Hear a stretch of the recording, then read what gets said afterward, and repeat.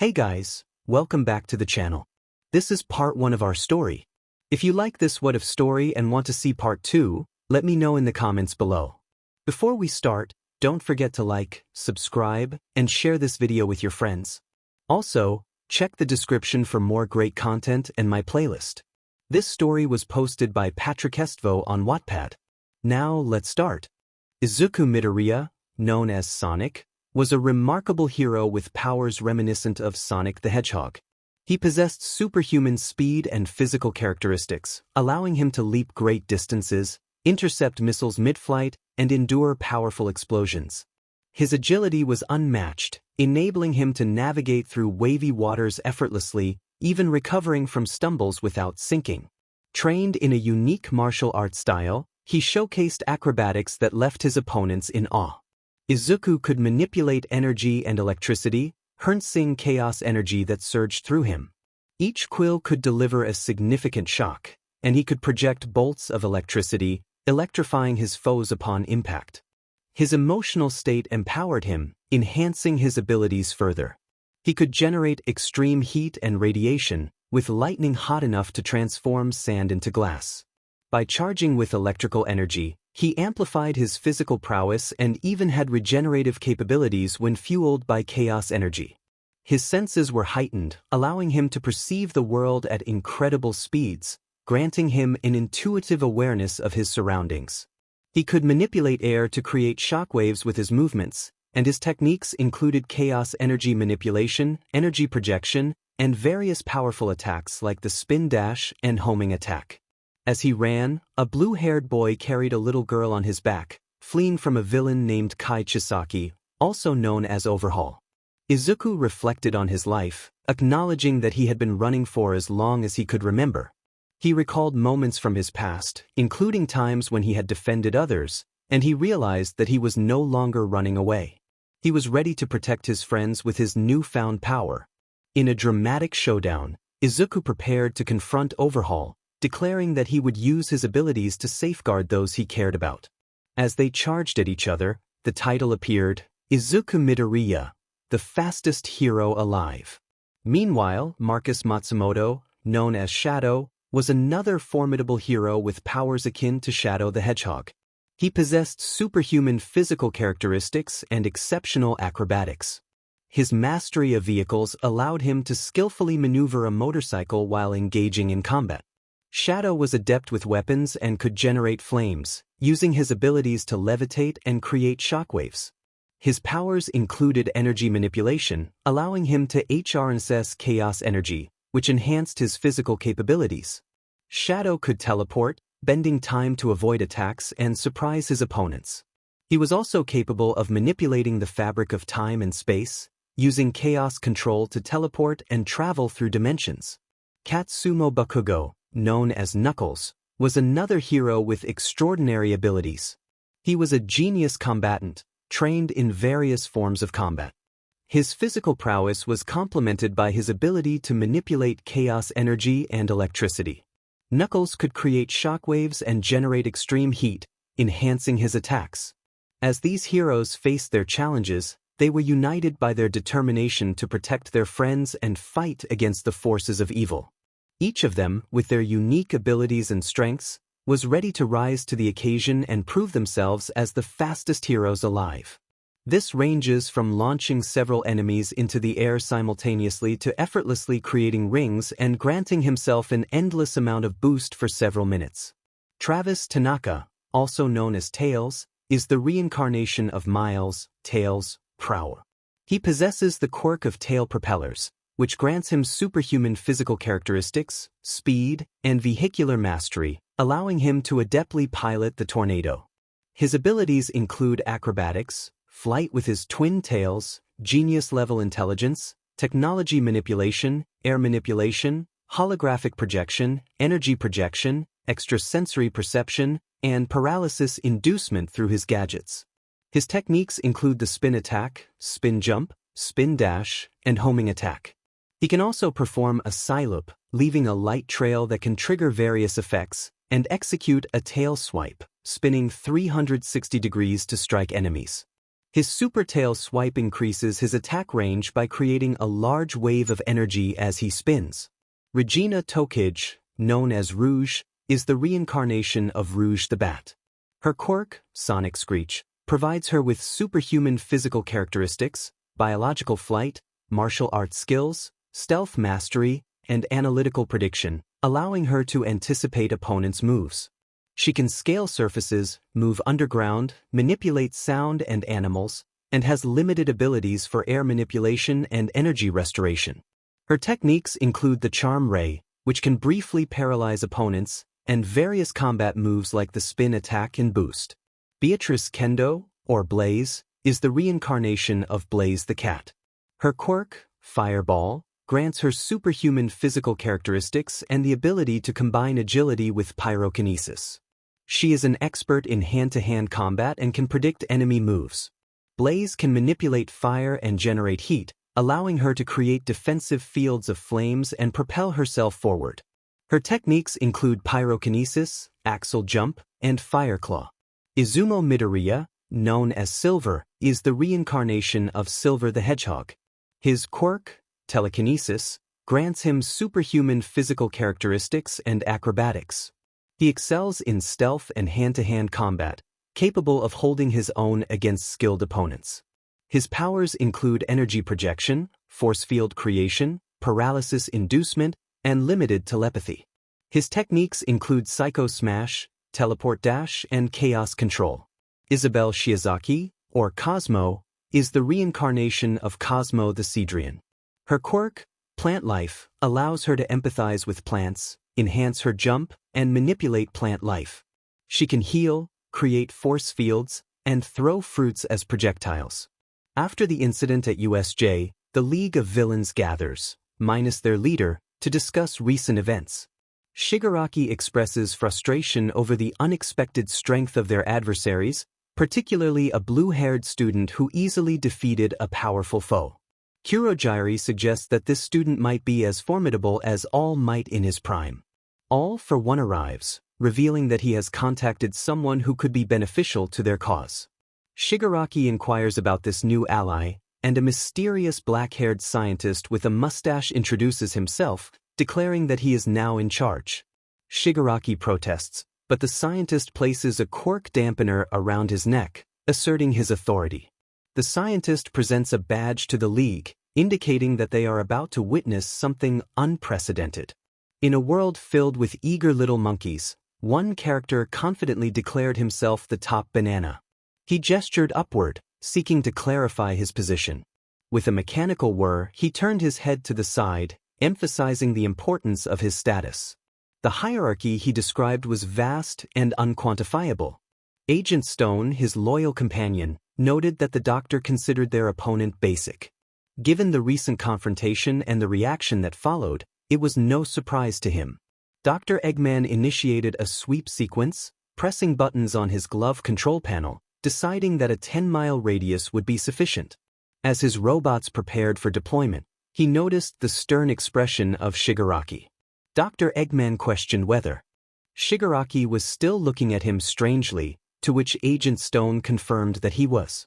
The doctor then playfully warned that if Shigaraki didn't stop, he would reveal his search history.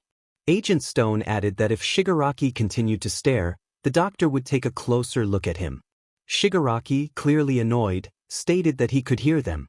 Dr. Eggman continued his monologue, dismissing Shigaraki's identity and belittling his accomplishments.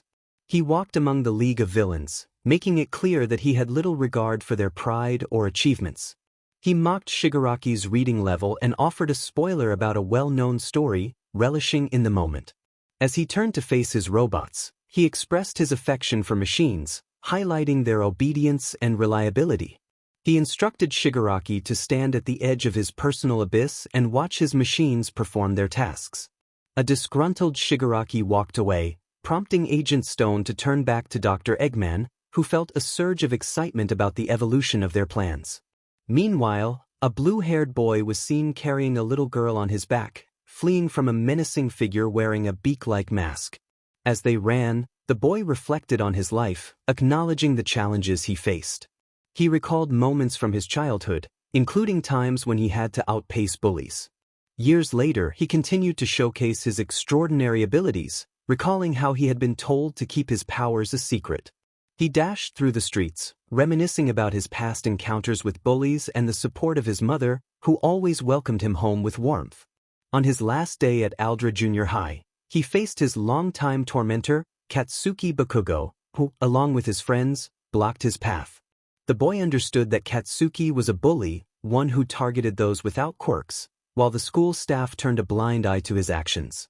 Just as the confrontation escalated, 𝗓𝗓𝗄𝐵's brother arrived, reminding him of the importance of restraint. "Stay away from the people." 𝗓𝗓𝗄𝐵 scoffed, dismissing the warning. Just then, 𝗓𝗓𝗄𝐵 delivered a swift punch that sent 𝗓𝗓𝗄𝐵 stumbling across the hallway, glaring at his brother's companions. 𝗓𝗓𝗄𝐵 cracked his knuckles, challenging anyone else to step forward. 𝗓𝗓𝗄𝐵's friends rushed at 𝗓𝗓𝗄𝐵, but he effortlessly took them down one by one, a smirk on his face as he proclaimed he could handle them with just one hand. Izuku expressed his gratitude to 𝗓𝗓𝗄𝐵, who simply replied not to mention it, and they shared a fist bump. Izuku introduced 𝗓𝗓𝗄𝐵 as his brother, noting that he was the complete opposite of 𝗓𝗓𝗄𝐵. While 𝗓𝗓𝗄𝗵 could be stubborn, 𝗓𝗓𝗄𝐵 had the heart of a warrior. An hour later, Izuku and 𝗓𝗓𝗄𝐵 raced through Mizudafu, with Izuku reflecting on his past experiences of being quirkless and bullied. He showcased his skills by performing wall jumps in an alleyway while 𝗓𝗓𝗄𝐵 scaled a wall beside him. Izuku declared that he was living his best life, surrounded by friends and family, and enjoying the wonders of Mizudafu. In the afternoon, Izuku and 𝗓𝗓𝗄𝐵 engaged in a friendly boxing sparring match, demonstrating their camaraderie. A little later, Izuku assisted a transfer student named Travis with a project. Travis, a genius in his own right, completed their work, and Izuku introduced him as the brain of their group, mentioning his housemate, Isabelle Shiozaki, who loved plants. While dining at a restaurant, Izuku enjoyed a bowl of katsudon with his brother Izumo. Izumo shared his ability to predict villain attacks, prompting them to leave immediately. They paid the bill and rushed to the location he foresaw. Upon arrival, they noticed the sludge villain holding 2 hostages, one of whom had pink hair. Pro heroes like 𝗓𝗏𝗄𝗏, Kamui Woods, and Mount Lady struggled to contain the situation while Backdraft fought to extinguish a fire. Just as the sludge villain prepared to take the girl, Izuku dashed forward, executing a 𝗓𝗏 before unleashing his move, the homing shot.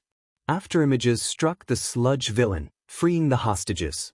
Izumo then used his telekinesis to lift the villain and unleashed his meteor smash, causing a rain of meteors to fall upon him. As the police arrived, the 2 brothers exchanged a nod and quickly escaped before the pro heroes could confront them. Izuku felt that this was just the beginning of his journey to become a hero, just as he had always dreamed. Kenji Yamamoto, also known as Kenny, was the reincarnation of Kenny the Kitsune. He possessed the quirk Foxfire, allowing him to manipulate mystical flames. With his strong tails, he could engage in combat, create illusions, and move stealthily. His abilities included creating fire constructs and entering a kitsune state that temporarily enhanced his powers. Uraraka, known as Wave, was the reincarnation of Wave the Swallow. Her quirk allowed her to manipulate wind and perform incredible acrobatics. She was skilled in various techniques and could resist numerous environmental hazards. As Izuku prepared for U.S. entrance exams, he grabbed a chili dog, savoring the taste. Outside, he met his friends, and 𝗓𝗓𝗄𝐵 teased him for taking too long. Izumo floated down from the roof, and together they celebrated their reunion. Travis urged them to hurry, declaring the last one to arrive would pay for lunch. They dashed off, with Inko watching proudly as her children grew. Upon arriving at 𝐒𝐩𝐢𝐳, they noted the tie in their race. Izumo asked Izuku if he was ready, to which Izuku confidently replied that he was born ready. A pink-haired girl in a red dress approached them, and Izuku recognized her as the girl who had been captured by the sludge villain. She introduced herself as Amelie Shimura. 𝗓𝗓𝗄𝐵, however, reacted sternly when she mentioned his brother's name, warning her not to speak of him. Amelie apologized and wished them luck before leaving. Travis inquired if 𝗓𝗓𝗄𝐵 was really present, and 𝗓𝗏𝗄𝐻 speculated that, given the recommendations, it was likely. Izumo urged them to forget about him and focus on the exam ahead. They entered 𝗕𝗏𝗃, settling into their seats as 𝗧𝗵𝗲 distributed the test papers. 𝗧𝗵𝗲 announced that they had 2 hours to complete the exam, and the students began writing. After 30 minutes, Travis finished and approached 𝗧𝗵𝗲 to submit his paper, confirming that he had reviewed his answers. 𝗧𝗵𝗲 directed him to the auditorium. Shortly after, Marcus Yamamoto, another student, handed in his paper as well.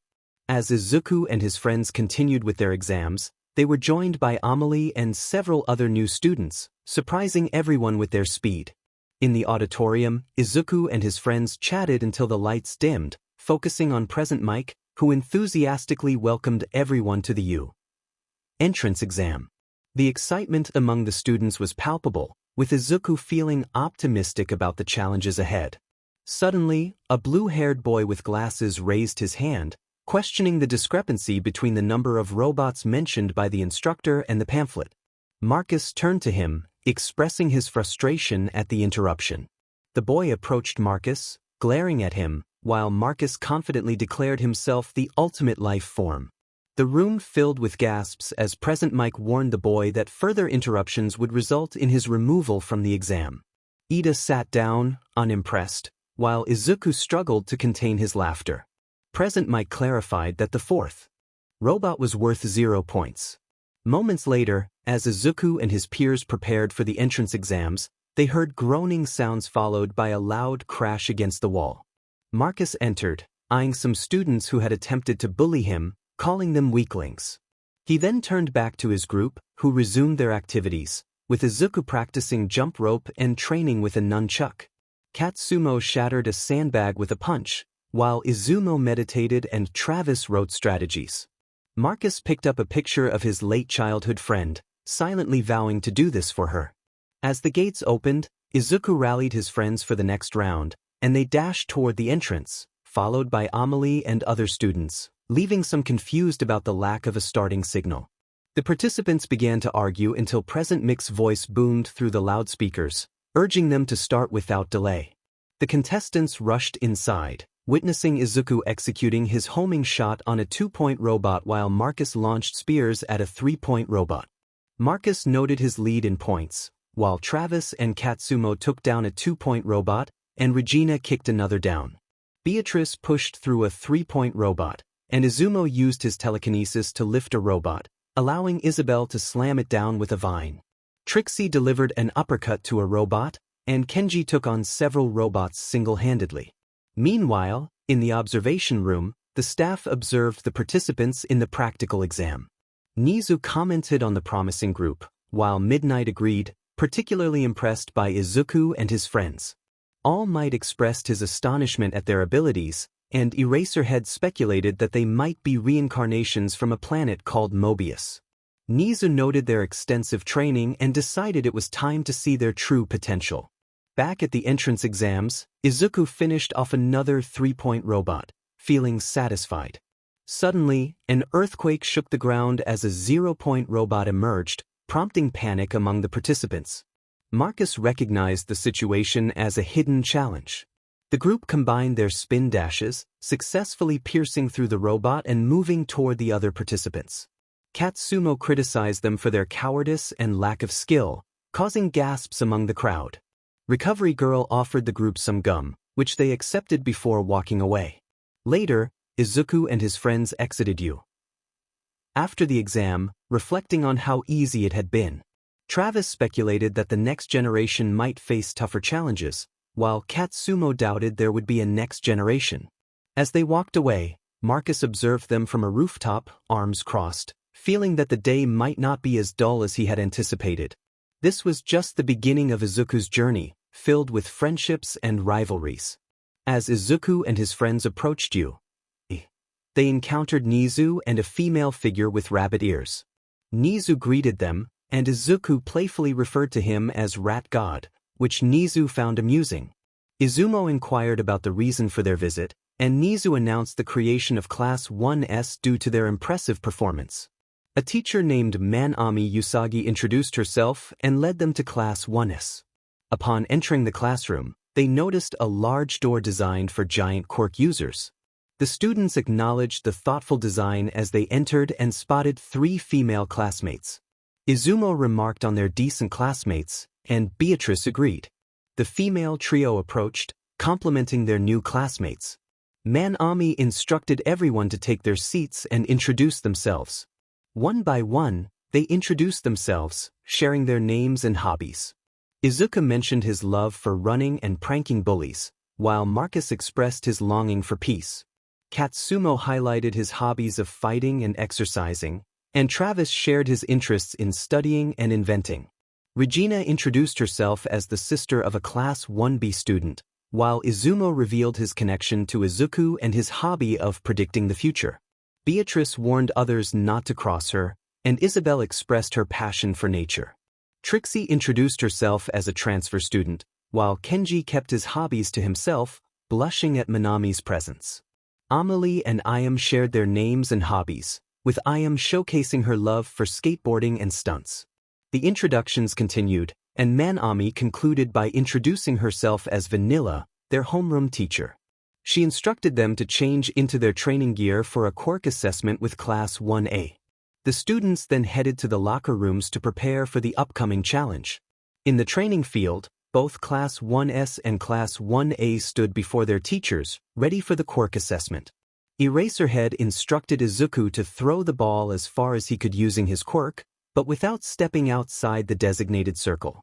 Izuku focused and unleashed his power, sending the ball soaring through the air.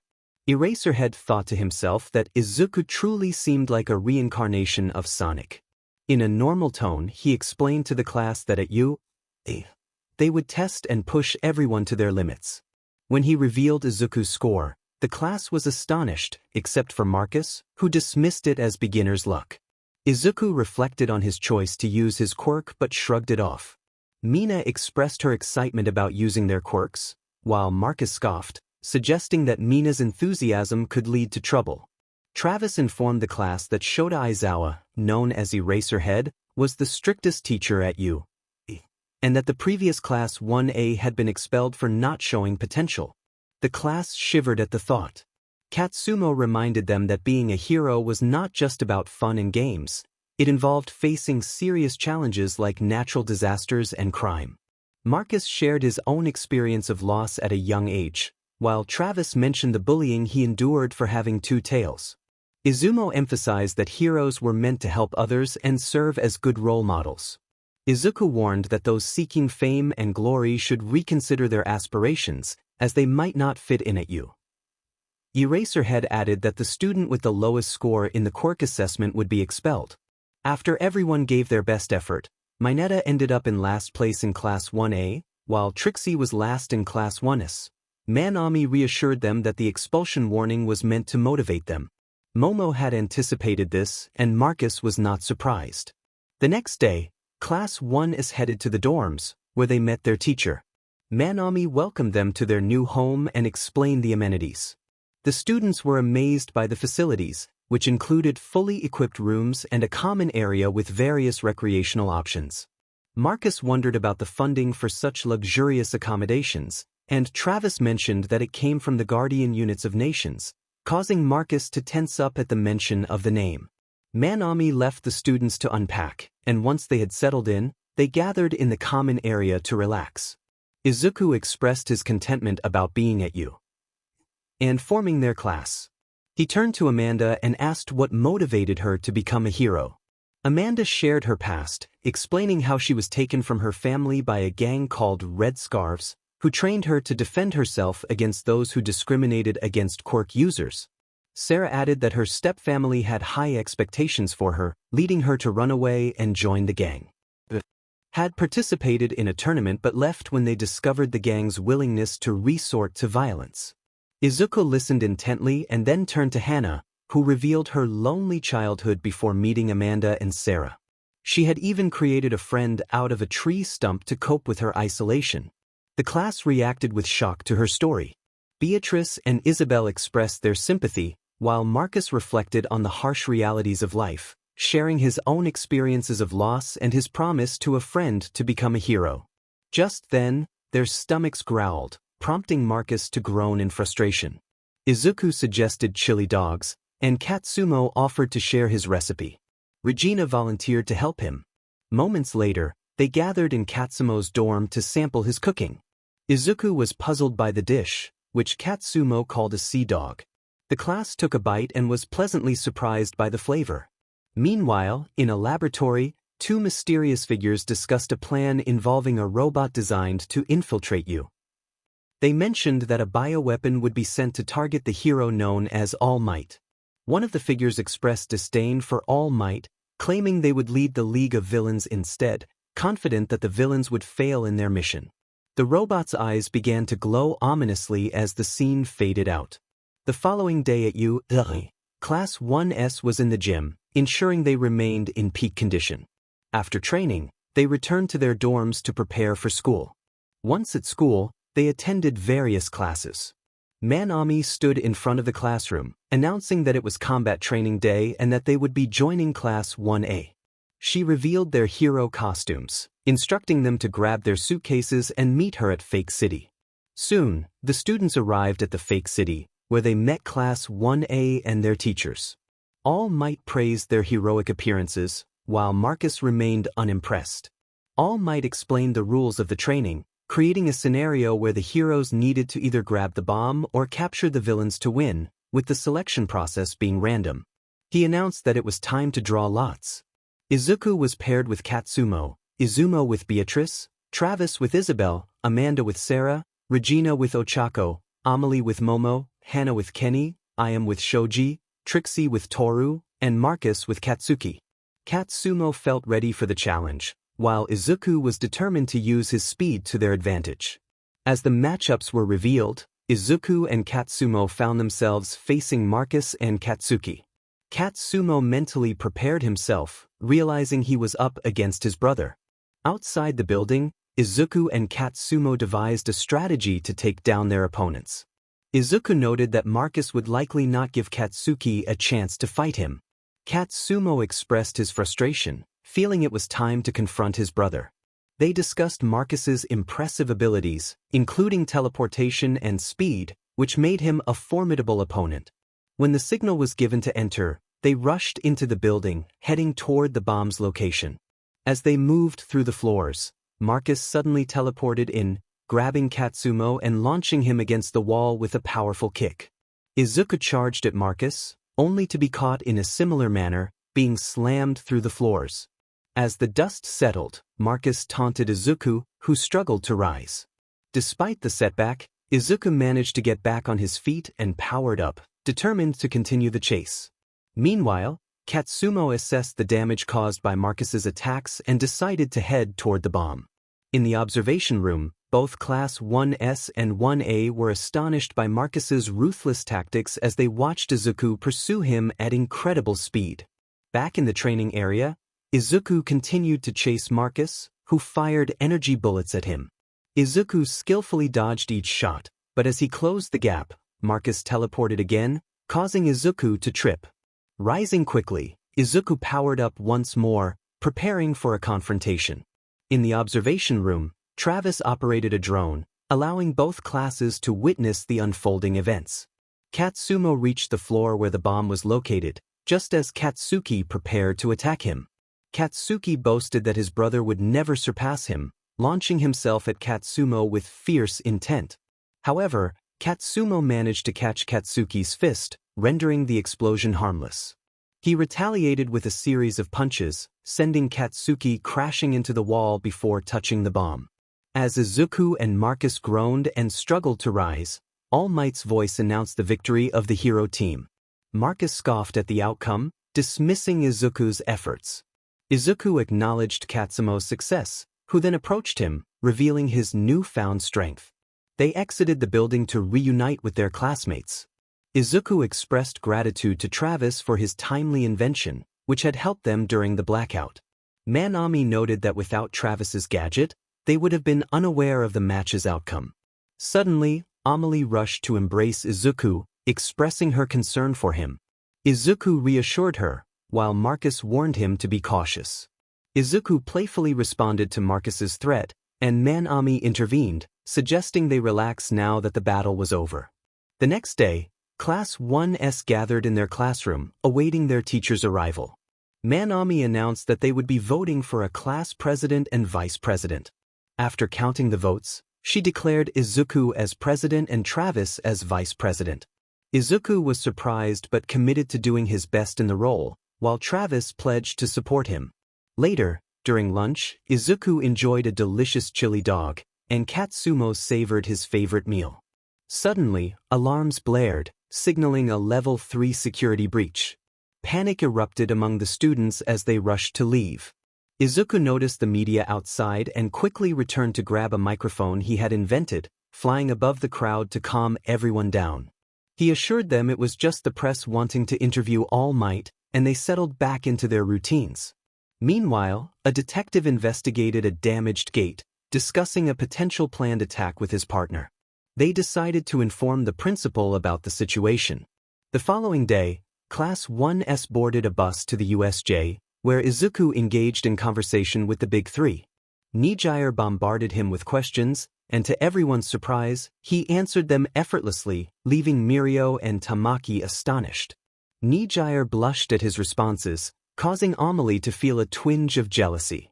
As the bus arrived at the USJ, Class 1S disembarked and approached the front entrance, where they were greeted by 13, Endeavor, and 𝗫𝗓.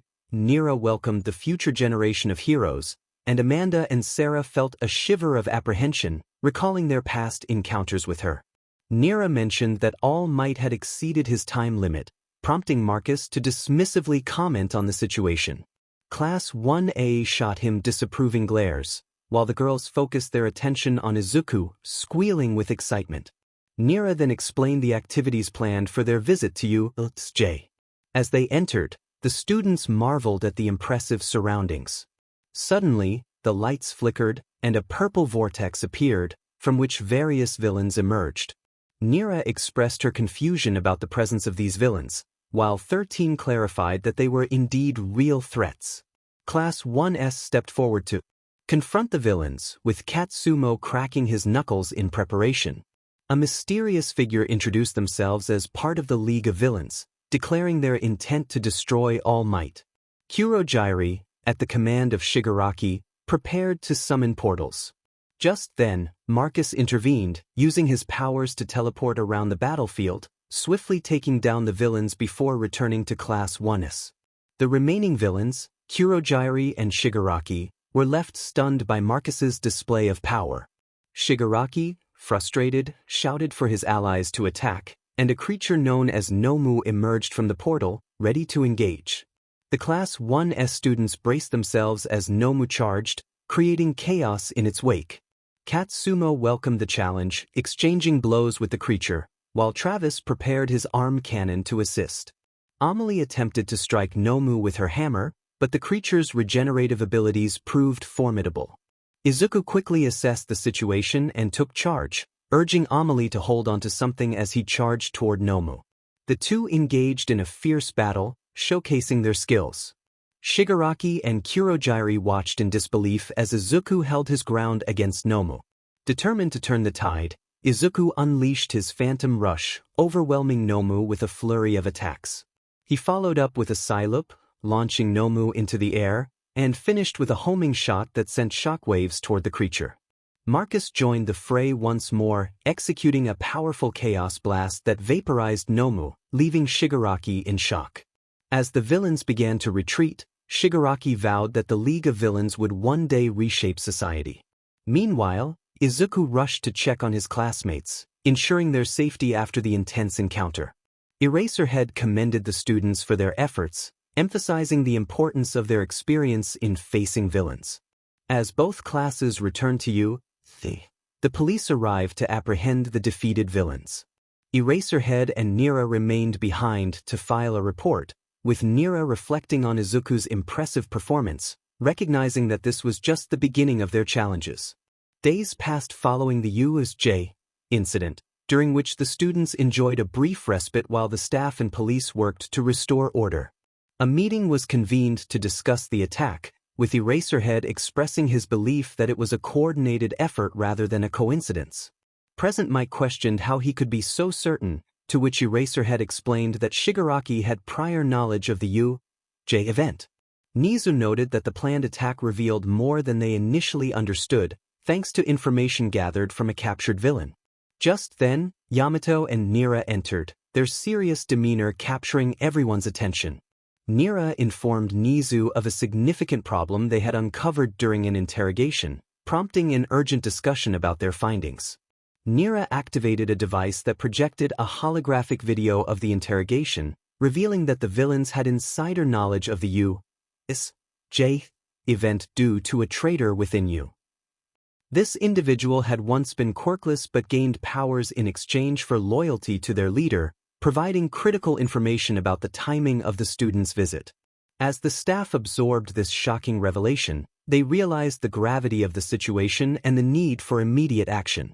He was a blonde student currently among the Class 1A students. Yamato expressed surprise at the mention of his hair color, noting that he also utilized a device to ensure his quirk functioned properly. Nira acknowledged this information, stating it was all they needed to hear and thanked him for his cooperation. As the footage concluded, Aizawa clenched his fist in frustration, Present Mike shook his head in disappointment, Midnight was in disbelief, and 𝗎𝗓 remained silent with his hands clasped together. Nira pointed out that it was clear there was a spy among them, working for the League of Villains. Present Mike reflected on how unexpected this turn of events was, while Eraserhead admitted he had anticipated something like this would occur eventually. Midnight questioned what they were supposed to do about the situation, emphasizing that they had a traitor among them, specifically a Class 1A student aligned with the villains. 𝗎𝗓 expressed concern and suggested they keep an eye on Bakugo, Kaminari, and Aoyama, as each of them shared the same hair color and could be suspected of treachery. Eraserhead cautioned against expelling them without evidence of who the traitor was. Present Mike asked if they should be wary of the 3 students, to which 𝗎𝗓 agreed. Eraserhead then inquired whether they should proceed with the sports festival as planned. Nira affirmed that they could not allow a minor attack to disrupt 𝐻's annual festival, where the new generation could showcase their talents. Yamato added that cowering would only instill doubt in society and suggest that the villains had instilled fear in you. 𝗎𝗎 concurred, stating they would continue with the festival as scheduled. He assigned Nira and Yamato, along with their chosen heroes, to oversee security during the event. Nira assured him they would handle it. As the duo left the office, the remaining staff continued discussing the upcoming sports festival, aware that a new darkness loomed ahead. With a spy from the League of Villains infiltrating Class 1A, it was only a matter of time before society faced turmoil. They hoped their heroes would be prepared for the challenges to come. Meanwhile, while the 𝗬 staff organized themselves in light of the recent developments regarding the League of Villains and the spy among Class 1A, Izuku was getting ready for something special. He checked his hair, spritzed on some perfume, and adjusted his outfit, feeling satisfied with his appearance. He dashed out, unaware that his friends were observing him. Izumo remarked on how things were already in motion for Izuku, who was becoming quite the ladies' man. Just then, Beatrice hugged his arm as Travis and Katsumo headed to their room. Travis mentioned he needed to return to his project, while Katsumo decided to get back to training, especially with the sports festival approaching. Izuku arrived at the mall, where Amelie, Amanda, Sarah, and Hannah awaited him. Amelie rushed to him and hugged him tightly, causing the others to feel a twinge of jealousy. Izuku, attempting to be a gentleman, kissed her cheek, which made her squeal with delight. He encouraged everyone to enjoy their date, and they giggled as they explored the mall together, drawing curious glances from other shoppers. They visited several stores, beginning with the arcade, where they played a variety of classic games. Izuku complimented the girls on their gaming skills, and Amanda explained that she and Sarah often played for hours. Izuku shared that he and his brother also enjoyed gaming together regularly, even with school the next day. They laughed and continued their gaming session until they had their fill of arcade fun. Afterward, they decided to grab a bite to eat at a restaurant, enjoying each other's company.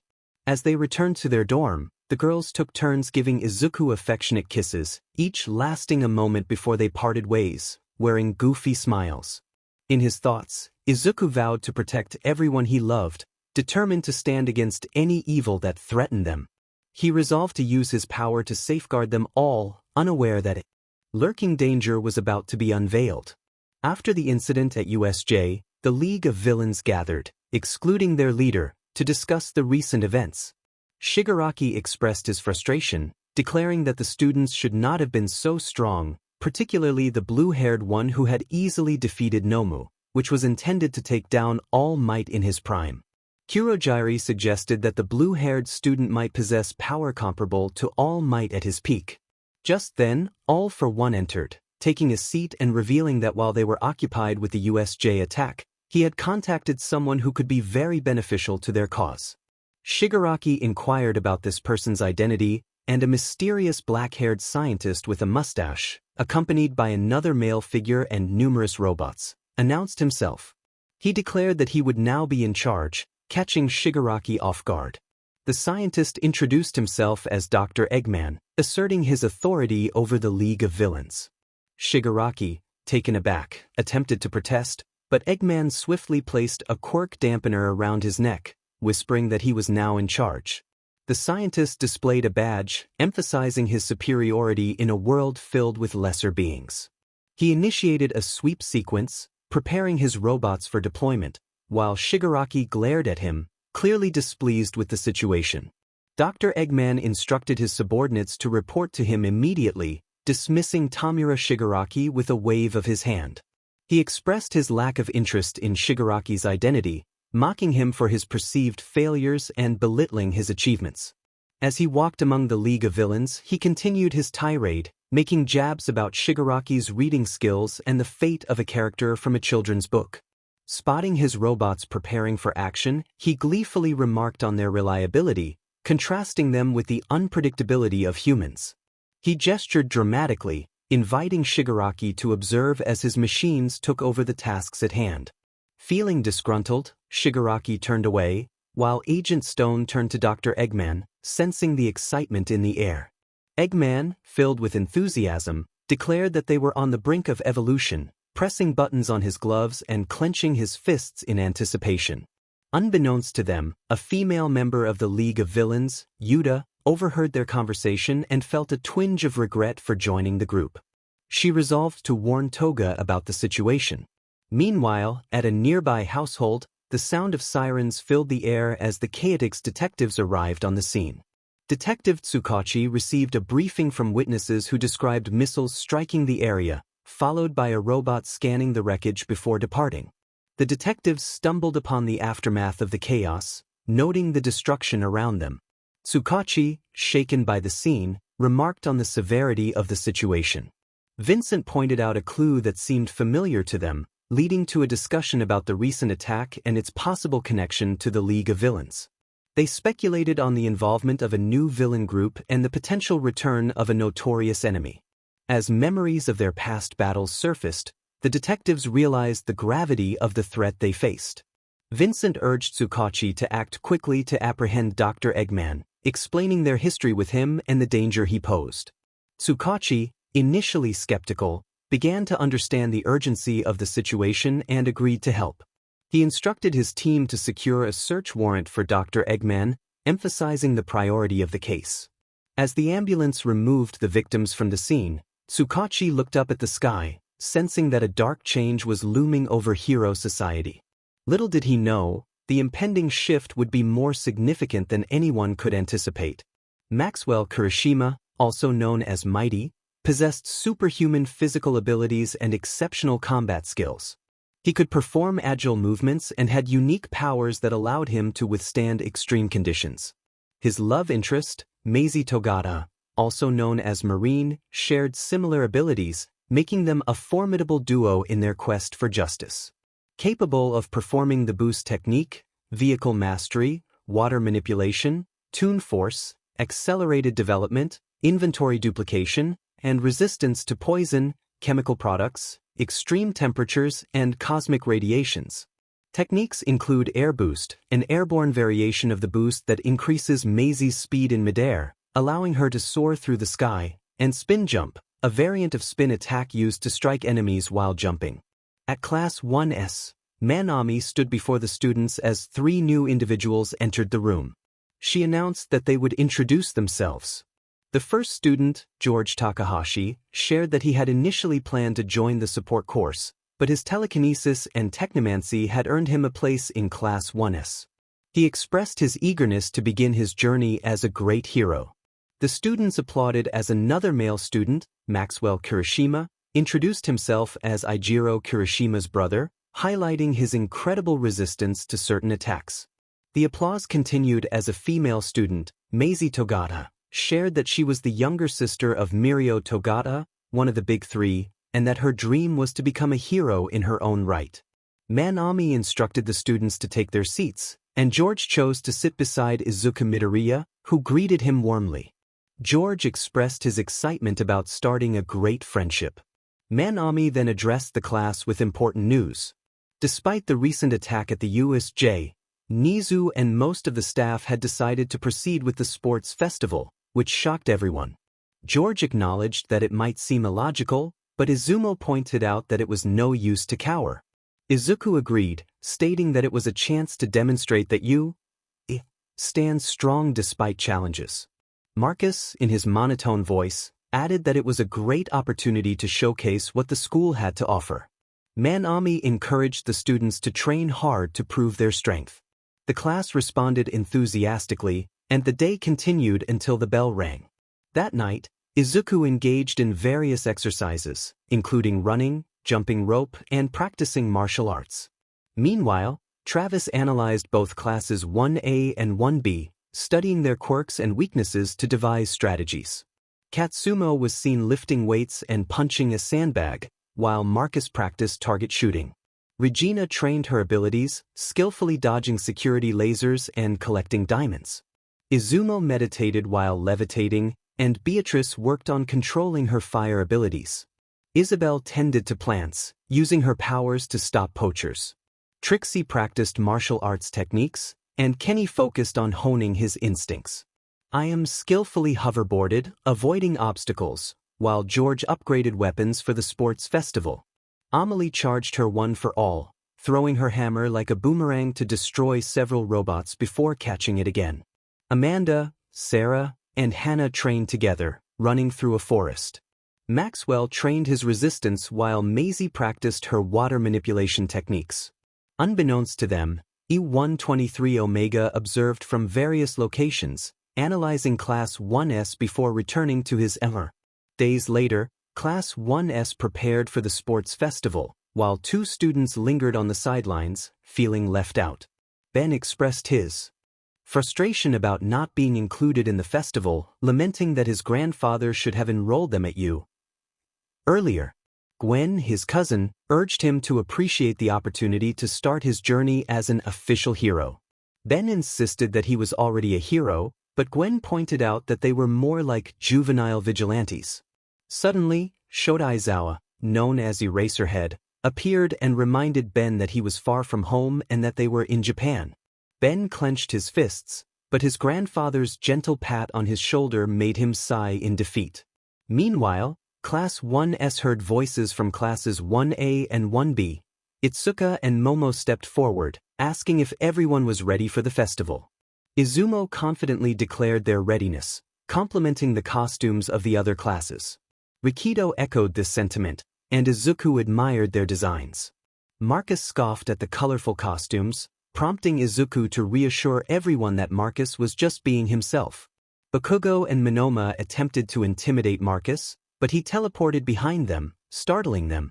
The other students sighed in annoyance at the antics.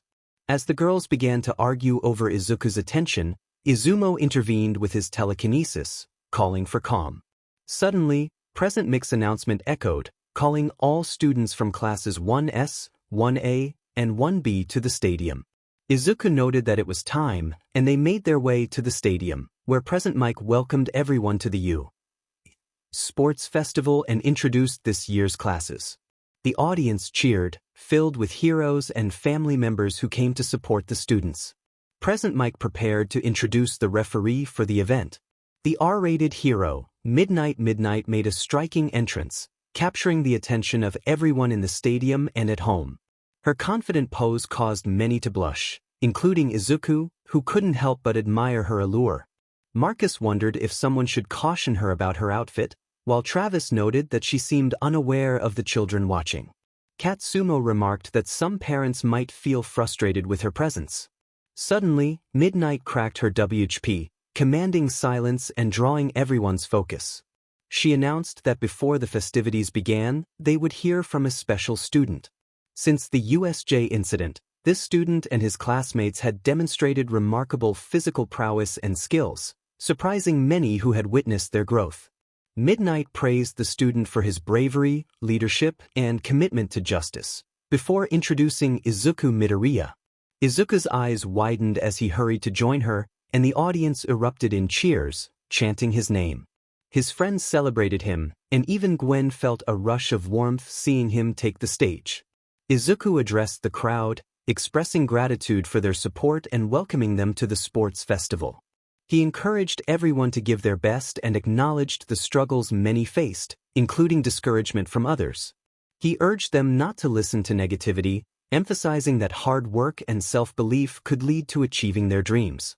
He reminded them to lean on those who care for them, including friends and family, and concluded with an inspiring call to action, to always strive for greatness. The audience fell silent for a moment before erupting into applause, inspired by his words. Midnight leaned in, giving him a quick kiss on the cheek and a playful wink, causing him to blush in return. She complimented him on his speech, and he thanked her shyly. As he returned to his classmates, they embraced him, congratulating him on his impactful words. With excitement building, Midnight declared the start of the games. As the sports festival commenced, Izuku, Marcus, Katsumo, Travis, Izumo, and Maxwell sprinted forward with incredible speed. Beatrice, Regina, Isabelle, and Kenji soared through the air, while 𝐼𝐴M utilized her extreme gear. George flew with a jetpack, and Maisie used her water manipulation to create barriers against classes 1A and 1B. Amanda, Sarah, and Hannah combined their powers to navigate obstacles, while Trixie leaped from tree to tree, trying to catch up with her classmates. Amelie struck the ground with her hammer, creating a tremor that disrupted the balance of both classes. Moments later, everyone completes the obstacle race, and the qualifying table is displayed. The rankings show Izuku Midoriya in first place, followed by Marcus Matsumoto, Beatrice Kendo, Travis Tanaka, Amanda Vines, Katsumo Bakugo, Izumo Midoriya, Kenji Yamamoto, Amelie Shimura, Sarah Lynch, 𝐼𝐴M Ito, Trixie Ojiro, Regina Togaque, George Takahashi, Maisie Togata, Hannah Sasaki, Isabelle Shiozaki, and Maxwell Kirishima. Both Class 1A and Class 1B fall behind them. The crowd cheers for Class 1S as the screen fades out. Trevor Tetsu, known as Thrash, is a reincarnation of Thrash the Tasmanian Devil. His quirk, Spiral Fury, grants him superhuman strength and durability, making his body nearly as tough as steel. He can propel himself forward by spinning his legs or torso, achieving remarkable speed. His enhanced reflexes and battle instincts, inherited from Thrash's soul, allow him to fight with feral aggression and precision. Under emotional pressure, Trevor's eyes glow red, and he enters Berserker mode, increasing his attack power at the cost of stamina. Trevor possesses various techniques, including Sonic Scream, which harms opponents' auditory nerves, and Thrash Drive, where he charges forward like a spinning drill. His Tornado Claw unleashes a flurry of rapid punches, while Iron Spiral Smash delivers a powerful downward punch. The Tasmanian Breaker creates a shockwave that repels enemies, and Recoil Rebound allows him to bounce off walls or opponents unpredictably. His limit move, Ferocity Unleashed, transforms him into a red blur of spinning limbs, delivering a devastating combination of strikes. Helena Ishido, known as Honey, is the reincarnation of Honey the cat.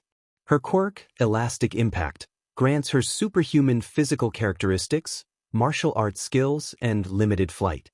She can create force fields, scale surfaces, and generate afterimages to confuse opponents.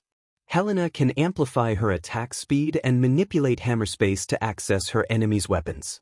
Her techniques include Honey WHP, which strikes with precision, and Catwalk Blitz, a rapid series of kicks and palm strikes.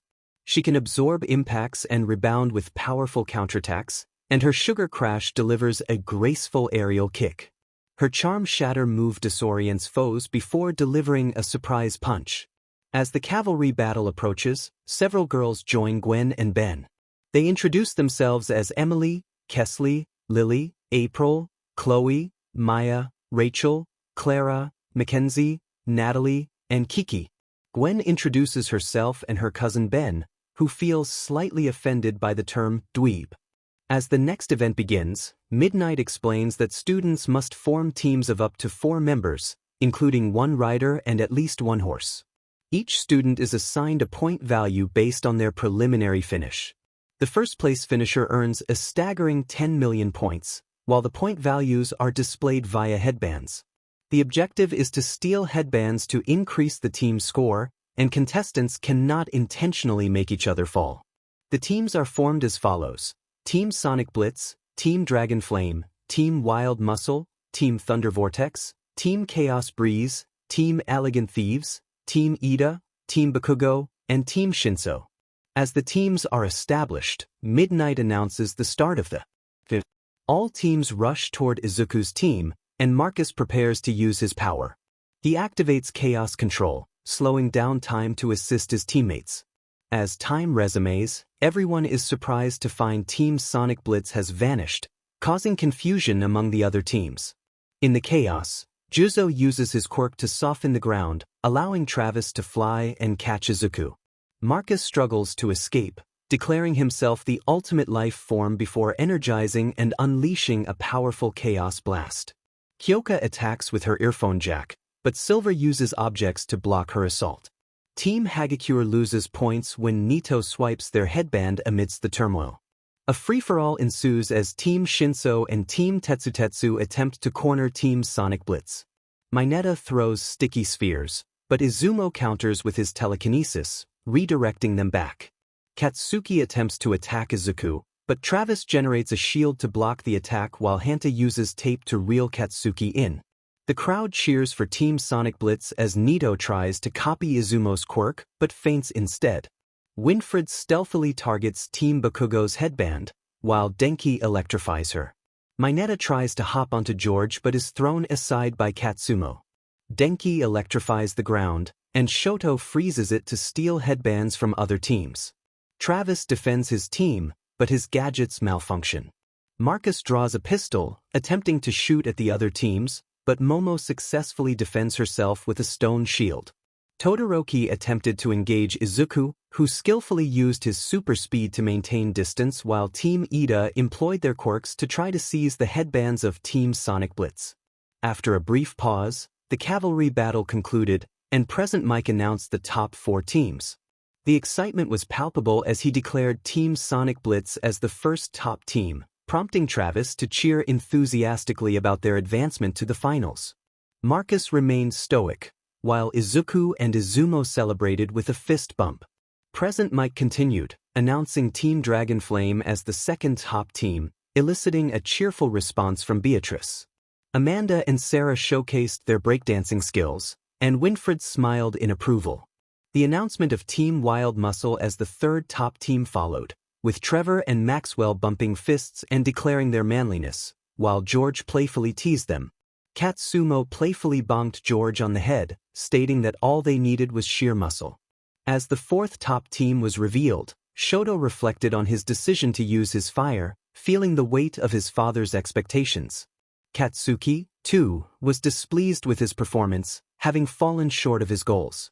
Moments later, Izuku enjoyed some chili dogs when Shoto approached him. Shoto introduced himself, revealing his connection to Endeavor, the number 2 hero. He expressed his longing to defeat Izuku, pointing to his scar and sharing the painful story of his mother's struggles. Despite the heavy conversation, Izuku offered his sympathy and encouraged Shoto to give his best in their inevitable confrontation.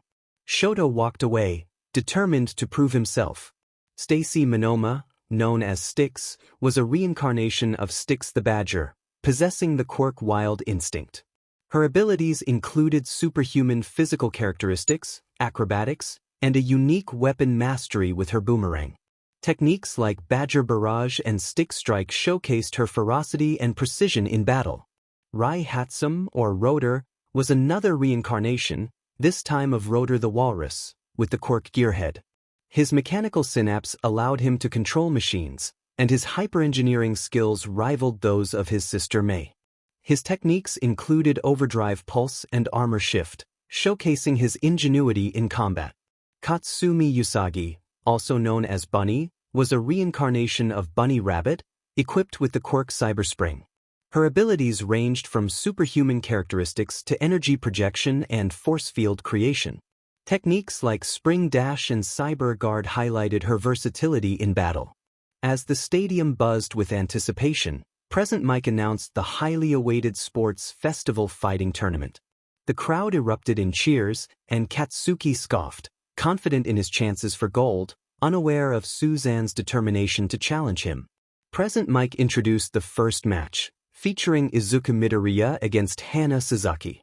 The crowd roared with excitement as Izuku prepared, bouncing lightly on his feet. Hana stood composed, her focus evident despite her small stature. The match began, and Izuku vanished in a flash, circling the arena with incredible speed, creating gusts of wind. Hana activated her magic, summoning a glowing green shield just in time to withstand Izuku's rapid spin attack. Izuku acknowledged Hana's defense with a grin, and she responded, indicating her intent to escalate the battle. Dozens of green energy cubes floated around her, launching toward Izuku from various angles. He navigated through them with agility, but one cube exploded nearby, causing a magical burst that momentarily knocked him off balance. Hana apologized softly, and Izuku, undeterred, cartwheeled back into a sprint, ready to unleash his next move. Hana slid backward, barely maintaining her stance as she planted her feet and summoned a massive cube shield to steady herself. Izuku decided it was time to intensify the battle. He launched off a wall, bounced off a cube, and came down with a homing attack onto Hana's shield. The cube shattered, sending a wave of light across the stage. She flew backward, tumbling, but then spread her cloak out and glided, regaining her balance. She landed and summoned a dog-like energy construct beside her, a magical guardian made from green energy. Determined, Hana prepared for her next move. The construct charged as Izuku's eyes lit up with excitement. He dashed at the construct, and they collided midair, creating a burst of energy that rippled outward. Izuku spun around it, his figure-8 dash forming rings of wind that sliced through the magical beast, causing it to disperse. Hana breathed as she attempted to summon more cubes, but her energy was waning. Izuku appeared behind her, not to attack but simply to wait. He gently acknowledged her skill, stating that she was awesome but he was faster. In an instant he spin-dashed straight toward Hana, landing just inches from her, stopping his momentum as she flinched. A gust of wind hit her face as he skidded to a halt. Present Mic announced the outcome of the match, declaring Izuku Midoriya the winner, praising his dazzling display of speed and strategy. Izuku approached Hana and offered her a hand. She smiled and thanked him, expressing her admiration while vowing to be ready next time. He helped her up, and in a moment of affection, she kissed his cheek, causing the other girls from Class 1S and even those from Classes 1A and 1B to feel a pang of jealousy. He then carried her like a bride, and she blushed deeply as the crowd erupted in cheers while Present Mic announced the next fight. The atmosphere shifted as the arena fell quiet with tension. Shoto Todoroki stood tall, one side chilled with a light mist forming at his feet, the other flickering with faint heat. Across from him, Kenji calmly adjusted his white kitsune mask, ready for the challenge. He declared his intent to engage in battle, and Present Mic prompted them to begin. Without hesitation, Todoroki stomped the ground, causing a wall of ice to rush toward Kenji in an instant. However, Kenji vanished, leaving a swirl of leaves in his place. Shoto narrowed his eyes, recognizing Kenji's speed. Kenji reappeared behind him in a blur, unleashing a foxfire-charged spinning kick. Todoroki blocked it with his ice quirk, resulting in a powerful explosion. Kenji was launched back, and Manami gasped in shock while Endeavor merely nodded in acknowledgement. 𝗕𝗏𝗏 remarked that the fox user was finished, but suddenly, Kenji flipped mid-air and landed on all fours like a fox, much to Minami's relief and 𝗕𝗏𝗏's surprise. Kenji faced Shoto, who emerged from the mist, and noted that Shoto didn't speak much, but that was fine, neither did the wild. He slammed his palm into the ground, causing foxfire illusions to burst to life. 3 glowing afterimages darted toward Todoroki, whose eyes flicked between each one. Determined, Shoto declared he would freeze them all. A giant ice wave erupted from beneath him, expanding in all directions, but Kenji was already airborne, his true form glowing with golden energy. He unleashed his Kitsune art, Spirit Fang Barrage. From his fingertips, foxfire spears launched downward.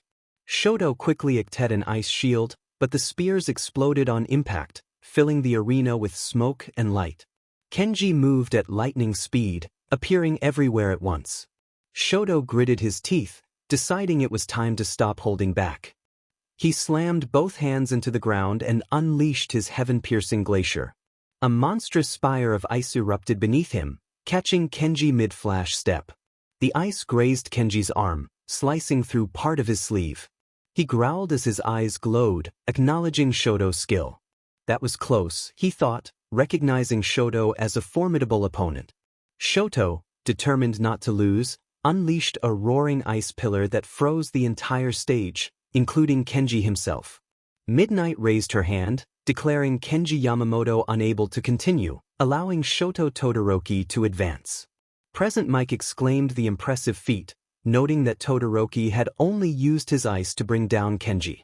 As Shoto walked away, he sighed in relief for not having to use his fire quirk this time.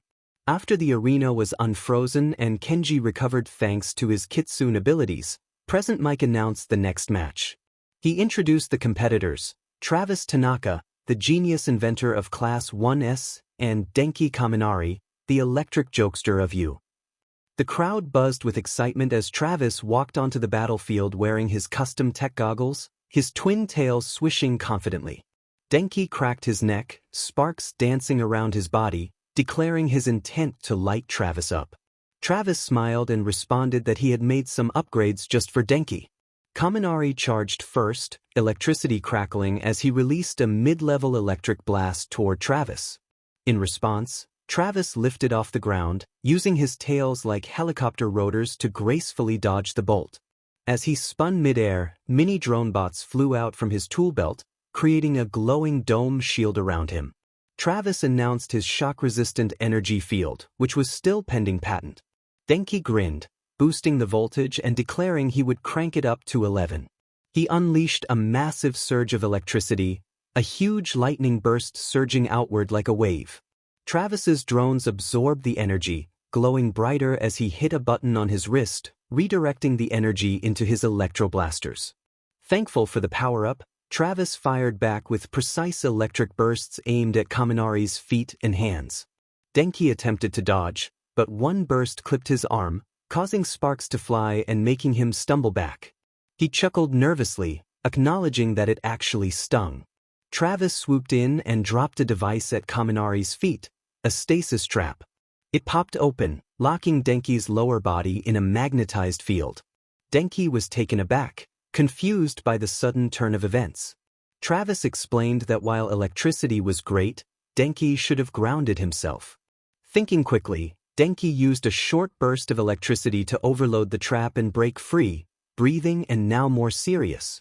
He declared it was time to risk going dumb and charged a 1.3 million volts blast, his eyes glowing and hair sparking wildly. Travis calculated rapidly, realizing it was too dangerous to take head-on.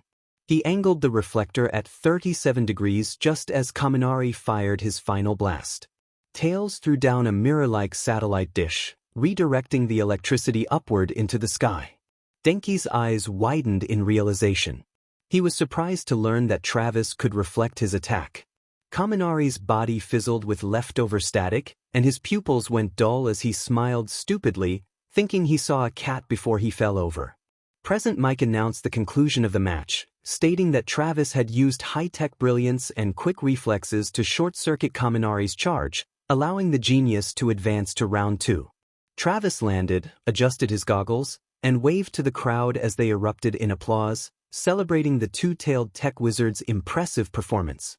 Moments later, Marcus was seen preparing to fight 𝗕𝗄𝐫. Present Mike announced the next match, highlighting the speed versus speed battle, jet-propelled rocket, 𝗕𝗄𝐫, against the ultimate life form, Marcus Matsumoto. The crowd leaned in, breath held in anticipation. Ida stood tall, hands clenched at his sides, engines on his calves hissing steam, while Marcus, arms crossed and eyes narrowed, walked to the center with a stoic expression. His red-striped quills swayed as he stopped, glaring at his opponent. 𝗕𝗄𝐫 declared he would face Marcus with all his might. Marcus responded coldly, challenging him to keep up. Present Mike announced the start of the match, and in an instant, Ida burst forward, his engine quirk activated. He rushed at Shadow with reciprocal burst, his legs blazing blue, but Marcus was already gone. A red blur flashed behind Ida as Marcus appeared midair, spinning with a chaos-powered axe kick. Ida blocked it just in time, but the impact created a crater in the ground beneath him, sending him sliding back with sparks flying from his boots. 𝗕𝗄𝐫 acknowledged Marcus's speed, realizing he was not just fast but instantaneous. Marcus vanished again, and Ida used his enhanced vision to track the motion, activating Recipro Extend. Steam burst from his mufflers as he leaped upward, trying to predict Marcus's next move. Unfortunately, he was too late. Marcus reappeared behind him, landing a spin kick that sent Ida crashing back to the floor, causing the ground to quake and dust to fly. Marcus floated down, powered by subtle chaos energy, and remarked that Ida depended too much on straight lines, calling him predictable. Determined, 𝗕𝗄𝐫 activated Recipro Turbo. His engines turned red-hot, and he exploded forward, zigzagging unpredictably across the battlefield. Marcus's eyes widened slightly in impressed acknowledgement. He tapped into his chaos boost, glowing red and black, and in a flash, the two collided mid-arena, fists and legs clashing at blinding speed. Kicks, dashes, elbow strikes, and chaos spears flew as the crowd watched in awe, barely able to see the battle. Izuku, observing from the stands, nodded in agreement that Ida was indeed giving it his all. Ida managed to land a solid knee to Marcus's ribs, but Marcus grabbed his leg midair, spun, and sent him flying across the stadium with a chaos lance, an energy spear exploding on impact. Ida hit the wall, coughing, his armor cracked. Marcus approached 𝗕𝗄𝐫, declaring it was over and acknowledging his speed but stating he was not the ultimate. Exhausted, Ida collapsed, unable to stand. Present Mike announced that Marcus Matsumoto had won in a high-speed spectacle, praising 𝗕𝗄𝐫 for giving it his all while Marcus's raw power and teleportation speed secured the victory. Moments after Marcus's victory, Present Mike announced the next match, introducing George Takahashi, the genius muscle machine from Class 1S, against U.S. acid dancing dynamo, Mina Ishido.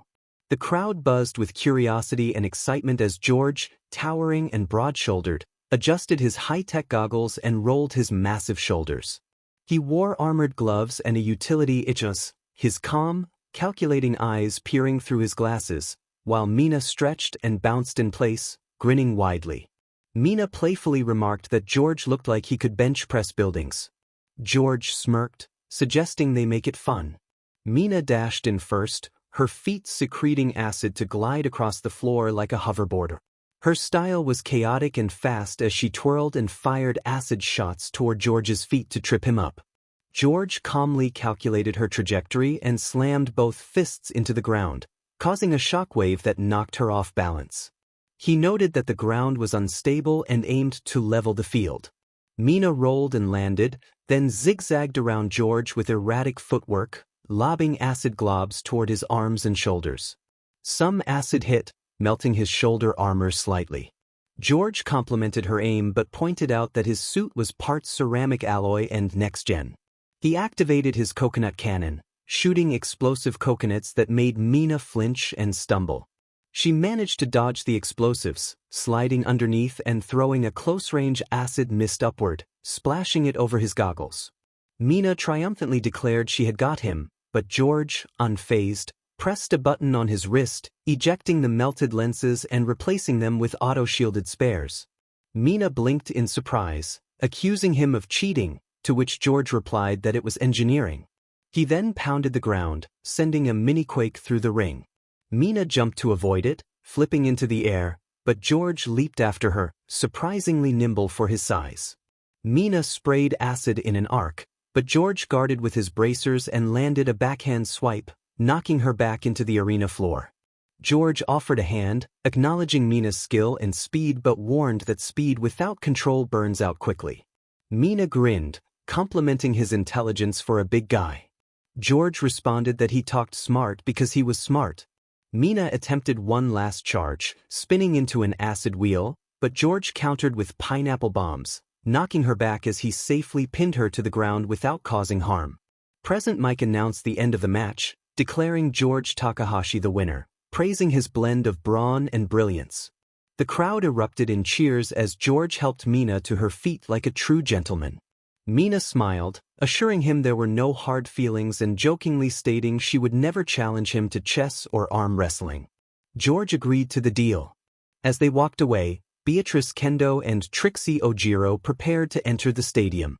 Present Mike, fired up, introduced the next match, highlighting the elegant Empress of Flame, Beatrice Kendo, against the wild, WHP-tailed warrior, Trixie Ojiro.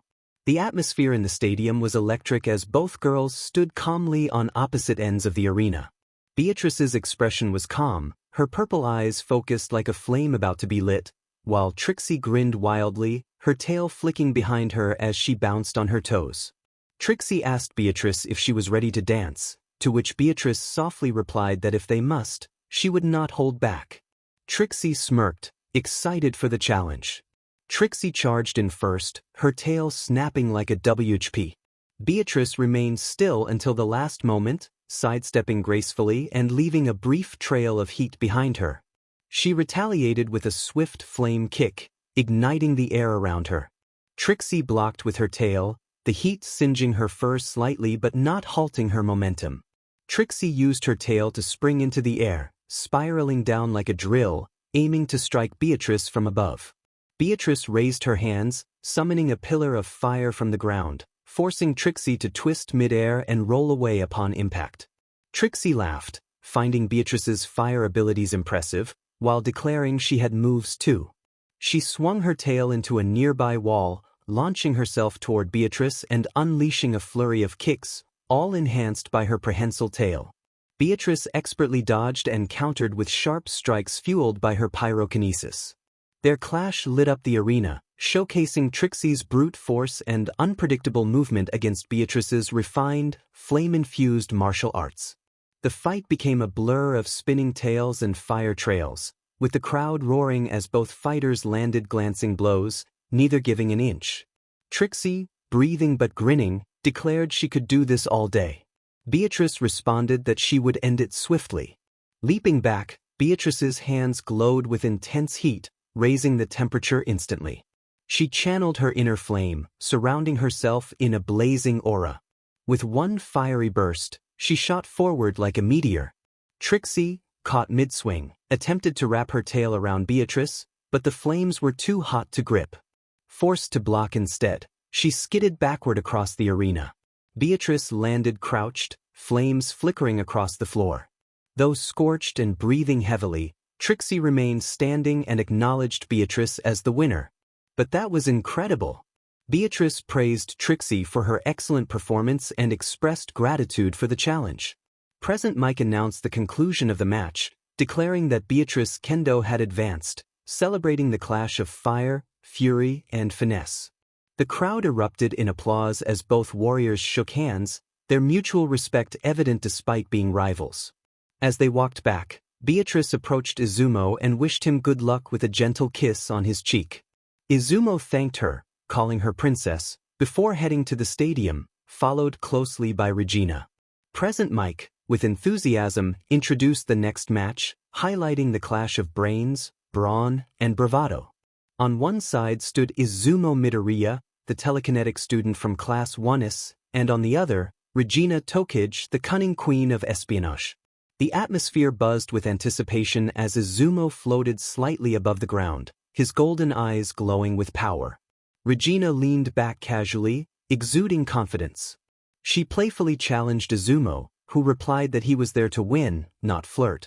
With a smirk, Regina launched into the air, executing agile maneuvers and delivering a series of precise kicks to disorient 𝗧𝗵𝗲.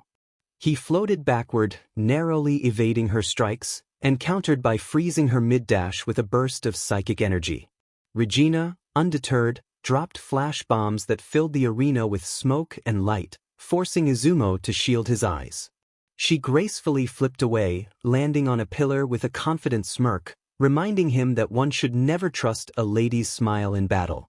𝗧𝗵𝗲, regaining his focus, levitated debris around him like satellites, declaring it was time to stop playing games. He launched the rocks like telekinetic projectiles from multiple angles.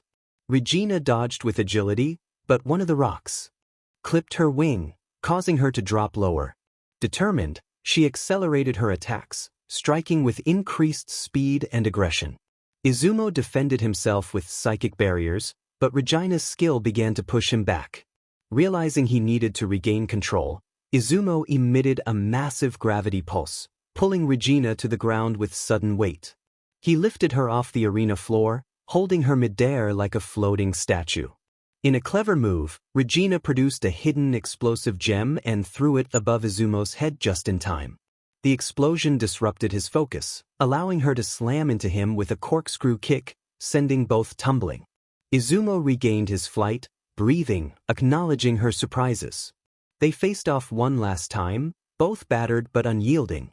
𝗧𝗵𝗲, hands glowing with a silver aura, executed a powerful psychic slam, bringing Regina down gently yet firmly, pinning her to the arena floor with an unbreakable telekinetic grip. 𝗵𝘃𝗵𝗏 declared the match over, announcing 𝗧𝗵𝗲 as the winner with psychic precision. He approached Regina, helping her up as Suzanne cracked her neck, ready for her turn. Suzanne prepared to enter the stadium, followed by Katsuki, who was determined to defeat her, unaware of the challenges ahead. 𝗵𝘃𝗵𝗏 hyped the upcoming showdown, introducing Suzanne Kaminari, the electric anarchist, and Katsuki Bakugo, the explosive powerhouse. The crowd was filled with nervous energy and excitement as the two combatants faced each other, sparks flying in the air. Suzanne narrowed her eyes, challenging Katsuki to fight rather than just talk. Katsuki, grinning with smoke rising from his hands, responded with confidence. The battle commenced as Katsuki charged forward, launching explosions behind him like a missile. Suzanne ducked under the charge and retaliated with a jolt of lightning, creating an electrical shockwave that Katsuki narrowly avoided. They exchanged powerful attacks, each trying to outmaneuver the other. Katsuki launched a series of controlled explosions from above, while Suzanne zigzagged across the ground, her speed enhanced by electromagnetic bursts. She leaped into the air, delivering a charged punch that jolted Katsuki. He countered by grabbing her wrist and detonating a close-range explosion, sending them both flying apart. Suzanne tumbled but quickly recovered, amused by the challenge. Determined, she slammed her palms into the ground, unleashing a surge of electricity that raced toward Katsuki. He leaped, but the electricity caught him mid-jump, causing his muscles to spasm. Undeterred, he unleashed a powerful compressed explosion, which Suzanne countered with an electric barrier. The blast threw her back, but she remained resolute. As the battle intensified, Suzanne entered a lightning mode dash, circling Katsuki at blinding speed. He calculated his next move, clapping his hands together to gather his remaining energy.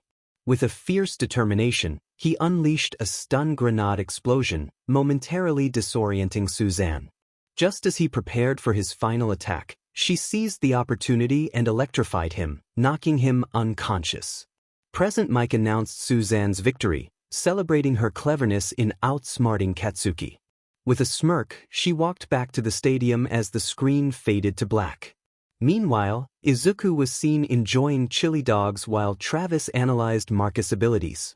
𝗧𝗵𝗲 meditated with Blaze, and George assessed their strengths and weaknesses.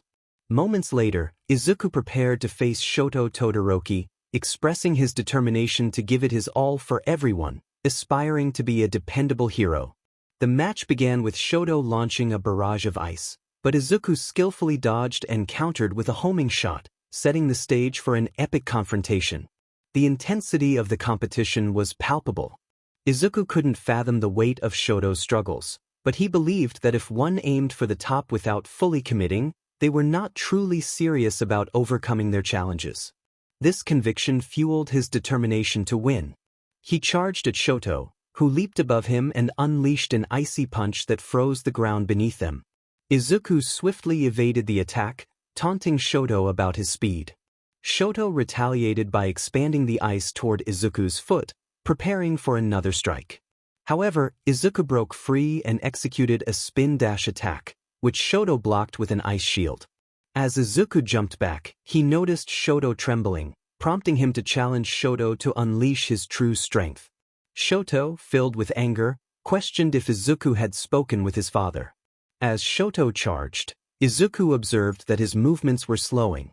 When Shoto lifted his foot to attack, Izuku struck him in the stomach, but Shoto managed to freeze Izuku's arm in the process. Despite the freezing attempts, Izuku skillfully avoided Shoto's slower attacks and countered with a punch that sent Shoto down. Izuku, acknowledging Shoto's struggles, urged him to embrace his full power if he wished to be the best. Shoto, fueled by memories of his mother's harsh words, vowed to reject his father's legacy. Izuku reminded him that the power he possessed was his own, not his father's. This prompted Shoto to recall a positive memory of his mother encouraging him to be his own hero. Inspired, Shoto unleashed his flames, questioning why Izuku was helping him. Izuku affirmed that Shoto's longing to be a hero was what mattered. Both fighters powered up, ready to give their all. As Midnight and 𝗬𝗏 sensed the escalating danger, Shoto unleashed a massive wave of ice, which Izuku narrowly avoided while preparing for a powerful homing attack. Shoto heated the air, melting the ice for a fiery assault, while Izuku countered with a spin-dash attack. Their combined forces created a massive explosion that devastated the stadium. As the dust settled, Izuku stood, breathing heavily, his shirt burned and revealing his toned physique, causing a stir among the spectators. Ben smirked at Gwen, teasing her about Izuku. Gwen quickly regained her composure and playfully retaliated against Ben. Meanwhile, Izuku helped Shoto to his feet as they exited the stadium, the scene fading out. The focus shifted to Marcus and Travis, who were preparing for their own battle. Present Mike announced the upcoming match, emphasizing the personal stakes involved. Travis, determined to prove himself, adjusted his gloves and tech visor, while Marcus stood confidently, ready for the challenge. Travis aimed to demonstrate his independence, and Marcus encouraged him to give it everything he had. Travis initiated the fight, utilizing his spinning tails to lift off the ground and deploying drones and electromagnetic discs toward Marcus. With a flash, Marcus dodged effortlessly and countered with a spinning kick. Travis blocked the attack but was pushed back, planting a shock bomb before zipping away as it detonated, clouding Marcus' sensors momentarily. Travis celebrated his successful counterattack and followed up with a cannon blast, sending a wave of plasma toward the smoke. Marcus emerged, wielding a chaos spear, which he hurled at Travis. Despite Travis' drone shield, the spear broke through, forcing him to adapt. Marcus, now airborne, charged a chaos burst and threw it at Travis, who swung around using a grappling line to launch a shock pulse grenade. The explosion pushed Marcus back, allowing Travis to activate his flight armor, enhancing his speed and defense. The two collided midair, their fists creating a shockwave. Travis attempted to stun Marcus with an EMP, but Marcus absorbed it and countered with a powerful punch, knocking Travis down. Marcus acknowledged Travis' growth but asserted that the battle was his to win. Travis, struggling to rise, accepted that he still had work to do. Marcus, recognizing their shared journey, walked away, leaving Travis to reflect on his progress. Present Mike declared Marcus the victor, praising Travis for displaying the heart of a true hero. As both fighters exited the stadium, the anticipation for the next match grew. The crowd buzzed with excitement as George and Beatrice prepared to face off. George, calm and calculating, stepped into the arena, while Beatrice, exuding confidence, ignited flames around her fingertips. They exchanged determined glances, ready for the battle ahead. Beatrice respected strength but believed that brute force alone wouldn't secure victory. George, confident in his intellect, prepared for her attack. Beatrice launched forward with a fiery spinning kick, which George blocked, absorbing the heat with his gauntlets. He countered with a shockwave punch that forced Beatrice back, setting the stage for an intense confrontation. George activated a magnetic minefield, challenging Beatrice to adapt. She skillfully maneuvered around the danger zone, launching fireballs in a sweeping arc. George deflected and absorbed one, ready to counter her next move. The battle was just beginning, and both warriors were determined to prove their strength and strategy. Powers surged through his gauntlets as a loud hum filled the air, igniting his fists with redirected heat. He charged forward, and Beatrice reacted instantly, surrounding herself with a swirling pillar of flame. George punched into the flames, feeling the heat singe him, but he retaliated with a ground quake punch that cracked the floor beneath Beatrice, knocking her off balance. In her mind, Beatrice acknowledged his quick adaptation and decided to raise the heat even further. Clenching her fists, her aura flared with violet and orange hues as she entered a boosted state. Her flames grew hotter and more fluid, almost like dancing plasma. Her speed tripled, and she vanished in a trail of flame, reappearing beside George with a blazing roundhouse kick to his side. He was sent flying, crashing into one of the arena walls. As the dust settled, he coughed, his armor smoldering but still standing. George grinned, appreciating the challenge. He hit a 𝗬𝗏 on his belt, and a plasma dome shield formed around him briefly as he charged through Beatrice's next attack, his gauntlets glowing white-hot. The two collided in the arena, flame against science, instinct against intelligence. The air exploded with kinetic and thermal energy. Beatrice flipped over him, landed, and channeled all her fire into one palm, striking the ground with a powerful move. A wave of flame erupted beneath George, engulfing him and causing his suit's systems to overload. Sparks flew from his tech as he stumbled forward and dropped to a knee, smoke rising from his frame. He raised one fist, but it fell. President Mike announced the conclusion of the match with awe, declaring Beatrice the victor as she walked over to offer George a hand. She respected his effort, acknowledging that he had nearly bested her. George laughed, expressing his relief at facing someone exceptional. They shook hands, steam still rising from both of them, and as they exited the stadium, Izumo and Suzanne prepared for their fight. President Mike introduced the next match with excitement, announcing Izuku Midoriya, a telekinetic titan from Class 1S, against Suzanne Kaminari, the embodiment of lightning-charged chaos. The atmosphere was charged with anticipation as Izumo floated calmly into the arena, his gold eyes glowing softly with psychic energy. He was centered and controlled, while Suzanne entered with a wild grin, sparks dancing around her quills like an untamed storm. She cracked her knuckles, taunting Izumo about his calm demeanor and promising to test his limits. Izumo, steady and focused, warned her of her recklessness and vowed to end the match quickly. Suzanne challenged him, and in a burst of speed, she charged forward, her body sparking like a living lightning bolt. Izumo barely sidestepped her crackling punch, countering with a telekinetic shove that sent her flipping back. She landed gracefully, claws dragging sparks along the arena floor, smirking at his efforts. Determined, Suzanne decided to unleash her full power, hurling bursts of erratic lightning arcs at Izumo. He raised a psychic barrier, each bolt striking it like thunder, but he quickly prepared a counterattack. Debris around the arena floated up, forming a swarm of psychic projectiles that he launched at her from multiple angles. Suzanne laughed, using her speed to weave through them, riding the floor like a thunderboard. She closed the gap and delivered a roundhouse kick enhanced with electricity. Izumo blocked with a telekinetic wall, but her energy overpowered it, sending him crashing into a stadium pillar.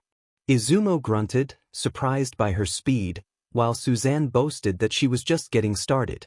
She rushed in again, but Izumo activated a gravitational wave that pinned her to the ground.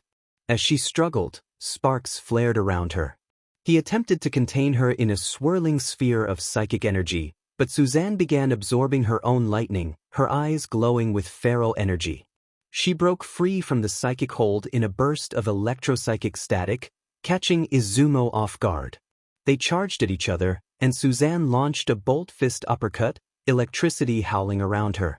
𝗧𝗵𝗲 caught her arm with raw telekinetic force, locking her in midair and declaring that it would end now. With focused determination, he reversed gravity, slamming her down into the arena floor with a powerful blast of psychic energy. Smoke and dust erupted, and when it cleared, Suzanne lay still, electricity flickering around her. She growled, lifting her head before collapsing. Present Mike announced 𝗧𝗵𝗲's victory, emphasizing the clash of rage and restraint, with telekinetic 𝗕𝗫𝗄𝐿 prevailing. 𝗧𝗵𝗲 took a deep breath, floating down gently to approach Suzanne, who was still catching her breath. He acknowledged her power, noting that while she was unfocused, she was indeed powerful. Suzanne weakly retorted that she would get her revenge next time. He helped her up as they walked out of the stadium. As 𝗧𝗵𝗲 passed Beatrice, she smiled and winked at him, causing him to blush. Meanwhile, Marcus and Izuku stood across from each other, arms crossed, ready for their match. The tournament continued, with the crowd cheering in anticipation. Present Mike prepared to announce the semi-final matches, building excitement for the showdown everyone had been waiting for. On one side stood Izuku Midoriya, the star of speed, and on the other, Marcus Matsumoto, the ultimate life form, cold and calculating yet just as fast. The tension in the arena was palpable as they walked to the center, ready to determine who would emerge victorious. As the bell rang, Izuku and Marcus vanished, colliding midair with a shockwave that rippled through the stadium. The audience was captivated, witnessing the intensity of their battle. Izuku landed first, skidding sideways and launching into a spinning tornado kick. Marcus sidestepped, grabbing Izuku's ankle mid-spin and slamming him to the ground. Izuku quickly bounced back up, using the momentum to flip and land on his feet, grinning as he confirmed his strength. Marcus countered, asserting his own speed as he dashed forward, launching a chaos spear from his fingertips. Izuku narrowly dodged, the spear exploding behind him. He charged, unleashing a rapid-fire combo that tested Marcus's reflexes. Although Marcus blocked most of the hits, he felt a grazing strike across his chest, but it was not enough to deter him. With determination, Marcus called upon his power, declaring chaos control as time slowed around them. Izuku found himself momentarily frozen mid-step, just long enough for Marcus to teleport behind him and deliver a powerful roundhouse kick that sent Izuku flying. The girls in the audience gasped as Izuku crashed to the ground, groaning but managing to smile. He was ready for his turn. Clenching his fists, blue energy crackled around him as he surged forward at maximum speed. The two figures blurred together, battling across the arena, through the air, along the walls, even leaving impact craters on the ground. Izuku unleashed his signature attack, Sonic Wind, while Marcus countered with his own, Chaos Blast. Their attacks collided in the center, resulting in a blinding explosion of wind and chaos energy. The stadium fell silent as dust hung in the air, the crowd holding its breath. Then, a figure emerged from the smoke. It was Izuku, barely standing, bruised, and breathing heavily, yet still on his feet. Marcus was kneeling, conscious but unable to rise. Present Mike announced the outcome with excitement, declaring Izuku the victor and advancing to the finals. Izuku limped over, extending his hand to Marcus, who took it firmly, vowing to win next time. They walked off side by side. Rivals, yes, but also equals. As they passed Beatrice and 𝗧𝗵𝗲, Beatrice leaned in to whisper to 𝗧𝗵𝗲 about a surprise she had planned after the fight, causing him to blush.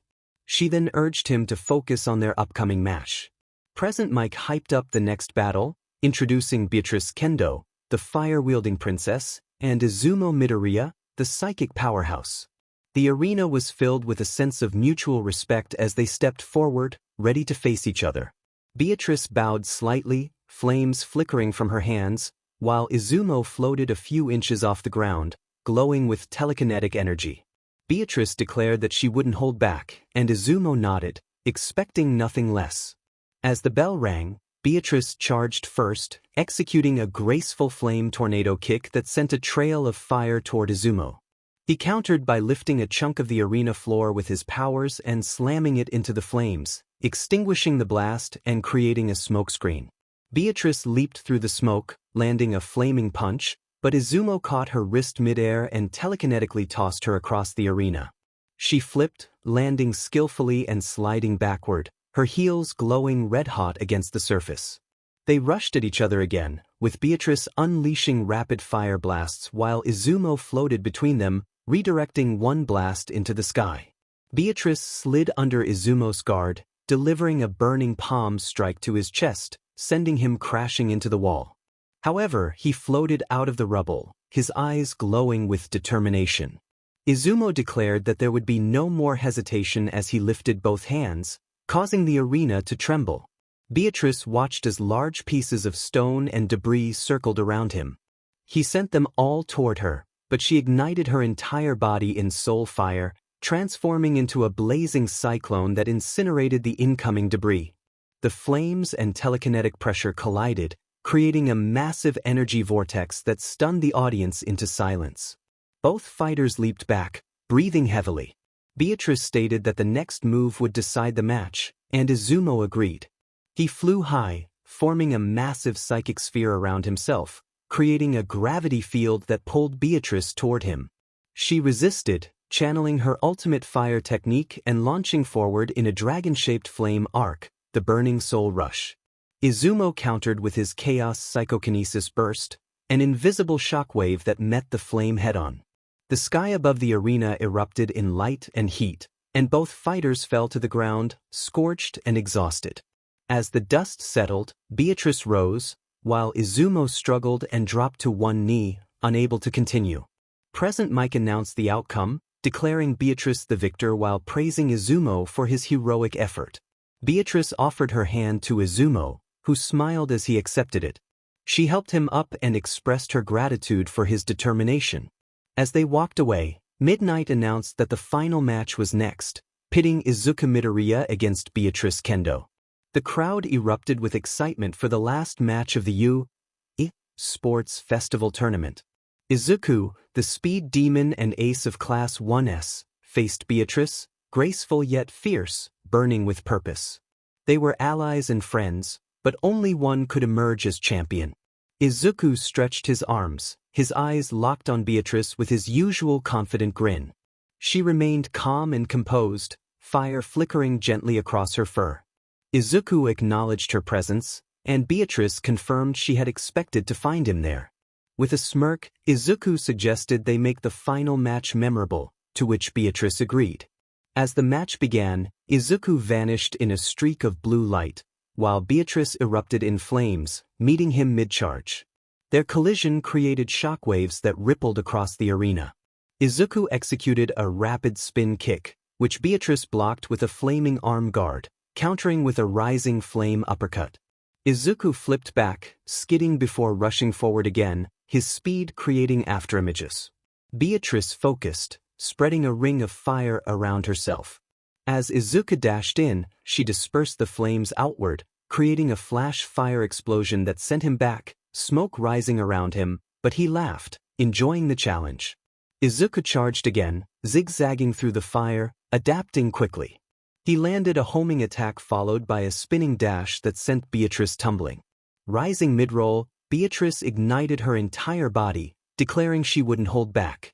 Activating her burning soul mode, her aura transformed into a violet inferno, scorching the ground beneath her as she leaped forward, flames spiraling around her like a dragon. Izuku countered by entering a boost state, wind roaring around him, blue energy crackling at his feet. They clashed once more, fire and wind creating a cyclone of heat and pressure. As they prepared for their final clash, Beatrice called out her attack, Flame Cyclone Strike, while Izuku countered with Sonic Boost Breaker. They spiraled toward each other at full force, one a streak of light, the other a blazing comet. The impact was thunderous, causing the ground to crack and the arena to flash white. Everyone fell silent. At the Midoriya residence, Inko worried about Izuku, wondering if he had succeeded. Back at the arena, the smoke cleared, revealing both Izuku and Beatrice, breathing heavily until Beatrice collapsed onto her back. Midnight announced that the winner was Izuku Midoriya. Present Mike exclaimed that it was over, declaring Izuku the sports festival champion, emphasizing that the final match was more than just a fight, it was a story. Izuku approached Beatrice and offered his hand, which she accepted as he helped her up. Beatrice expressed her gratitude for pushing her beyond her limits. Izuku acknowledged her effort, referring to her as his future sister-in-law and praising her performance. Fist bump as the crowd erupted into a standing ovation for both heroes. As time passed, the sun began to set, casting a golden glow over the battlefield stage. The final match had concluded, but the stadium remained charged with excitement. The audience cheered as the three finalists ascended the winner's podium. Marcus Matsumoto received the bronze medal from All Might, who congratulated him, noting that his old friend would have been proud of him. Marcus nodded, looking skyward in remembrance. All Might then approached Beatrice, presenting her with the silver medal and acknowledging her worth in the tournament. Beatrice explained that her motivation was not for glory but to honor every battle she fought to reach this point and the friends she made along the way. Finally, All Might walked up to Izuku and awarded him the golden medal, congratulating him on earning the distinct honor of being number one. Izuku humbly remarked that he had simply done his best and trained every day, pleased that his efforts had paid off. The girls who admired him sighed dreamily, their eyes sparkling with affection. Katsuki, arms crossed, grumbled about being outsmarted by Izuku's sister, wishing he could have faced Izuku himself.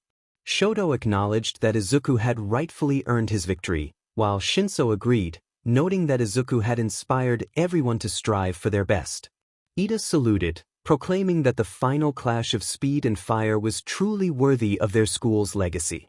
Ijiro expressed admiration for the manly display of skill, while Nito mockingly clapped, commenting on how surprising it was that both Class 1A and 1B had been outshined.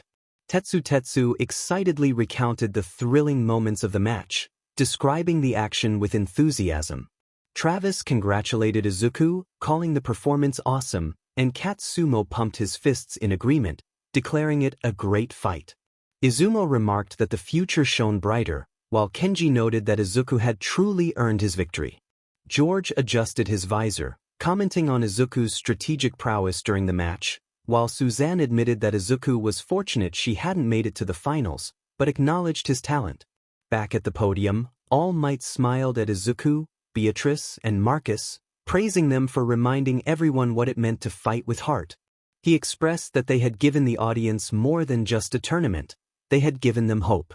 The crowd erupted in cheers as the winners raised their hands in celebration. Meanwhile, at Kamino, a certain individual was looking at a picture of Izuku, reflecting on what he had witnessed. Stain mused that he had thought All Might was the only true hero, but perhaps there were others, especially this one. He considered that Izuku might provide him with a challenge, unlike the heroes he had dealt with before. He walked away as the scene faded out. A week had passed since the sports festival, and Class 1S was meeting their new classmates. Ben introduced himself with a smirk, claiming to be the greatest hero of all time, which earned him deadpan reactions from the others. Gwen chuckled and pointed out that it was not the right time for boasting before introducing herself as Ben's cousin, sharing her interests in magic and karate. George noted her intelligence, to which Gwen modestly acknowledged her skills in self-defense. Marcus expressed his approval, while the others introduced themselves one by one, sharing their names and a bit about themselves. Izuku smiled at the group, noting that Nizu saw potential in each of them. The girls blushed as Ben teased Gwen about having a crush. In a playful moment, Ben slipped and fell, prompting laughter from the class, while he glared at Gwen. Izuku stepped in, insisting that there would be no fighting among them, emphasizing their camaraderie. Gwen clarified that it was just an expression and suggested that they should study more. Izuku reminded everyone that they had less than 2 weeks before their internships began, but life was about more than just fighting villains and training. They needed to relax too. Amanda asked what he suggested, and Izuku proposed going to a karaoke place. Gwen mentioned her interest in singing classes, and the group enthusiastically agreed to the karaoke plan, with Marcus being asked if he would join. George was present, and Marcus sighed, expressing indifference. Class 1S gathered at the karaoke venue, where Izumo and Beatrice took the stage to perform. 𝗧𝗵𝗲 sang passionately, captivating the audience, who applauded enthusiastically after each verse. His performance was filled with energy and charm, showcasing his talent and charisma. Izuku watched with admiration, giving 𝗧𝗵𝗲 a thumbs up. The atmosphere was lively, and everyone enjoyed the moment. Beatrice then joined in, dancing around 𝗧𝗵𝗲 as she sang her part, adding to the excitement of the performance. As the song concluded, Izuku prepared to sing next. Unbeknownst to him, Yuta observed Class 1S from a distance alongside 𝗕_123𝗵𝗲, who noted the presence of new members in the class. Yuta fell silent, captivated by Izuku's voice as he began to sing. The lyrics flowed with a sense of urgency and determination, resonating with the audience. Yuta gasped in surprise at the sight of Izuku performing, her heart racing with admiration. The other girls in Class 1S shared her excitement, cheering him on as he continued. Yuta felt a rush of emotions, her cheeks flushed as she listened intently to Izuku's voice. The energy in the room was electric, and the class rallied behind him, raising their fists in support. Yuta couldn't help but smile, envisioning a future where she would meet Izuku Midoriya again. After the performance, 2 weeks passed, and the girls decided to confess their feelings to Izuku, who accepted their affections, forming a close bond with each of them. He revealed the truth about his powers, and soon, many in Class 1S shared similar experiences. Everyone celebrated Izuku's happiness, though a few remained distant. Izuku approached his girlfriend's table to greet them. Amelie smiled and greeted him warmly, and he responded with a friendly acknowledgement, causing her to blush at the affectionate nickname. As the class settled into their room, anticipation filled the air as they awaited their teacher. Manami entered, wishing the class a good morning and encouraging them to select their hero internships. Midnight added a playful warning about choosing their hero names, prompting everyone to stand up and share their choices. Amelie expressed gratitude towards Izuku for inspiring her hero name, declaring herself Amy Rose. Others followed suit, sharing their unique names with enthusiasm. Izuku proudly announced his choice as Sonic, the Blue Devil, the fastest hero alive, ready to chase his dreams. As the students discussed their hero names, they began selecting their desired internships. Izuku chose to intern with Gran Torino, arriving at their meeting point with excitement. Gran Torino greeted him, surprised by his early arrival. Izuku confidently remarked on his speed, but Gran Torino warned him about the importance of control, instructing him to demonstrate his abilities.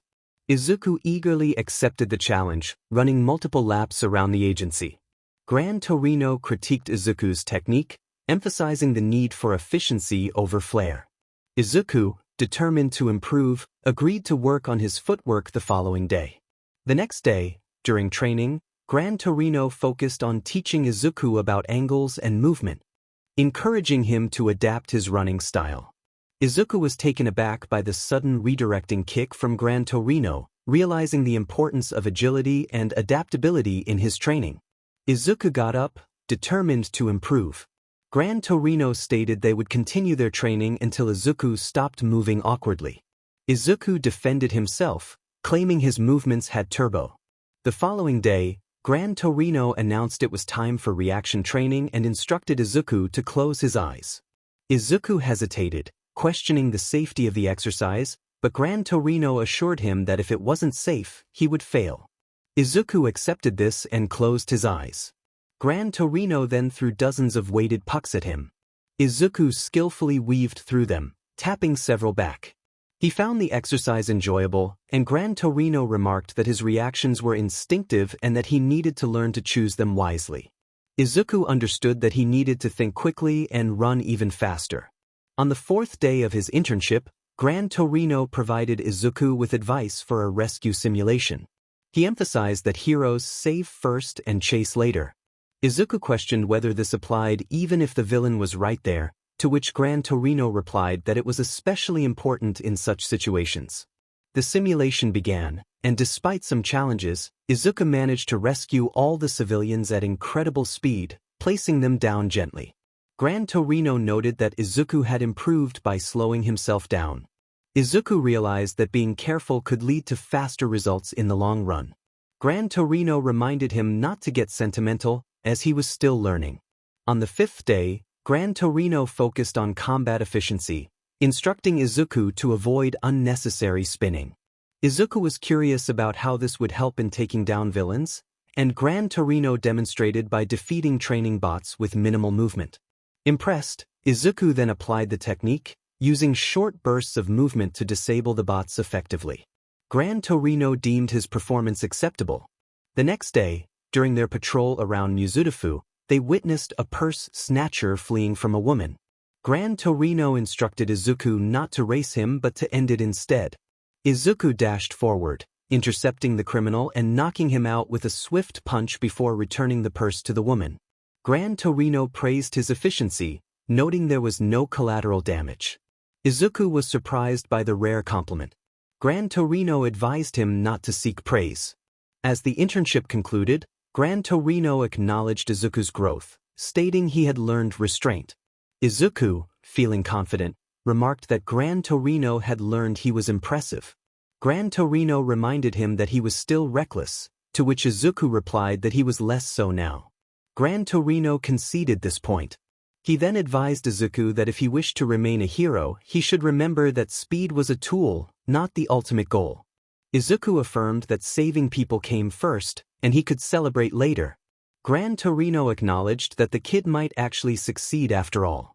Izuku playfully warned Gran Torino not to get soft, to which Gran Torino retorted that he would prove he wasn't if Izuku kept talking.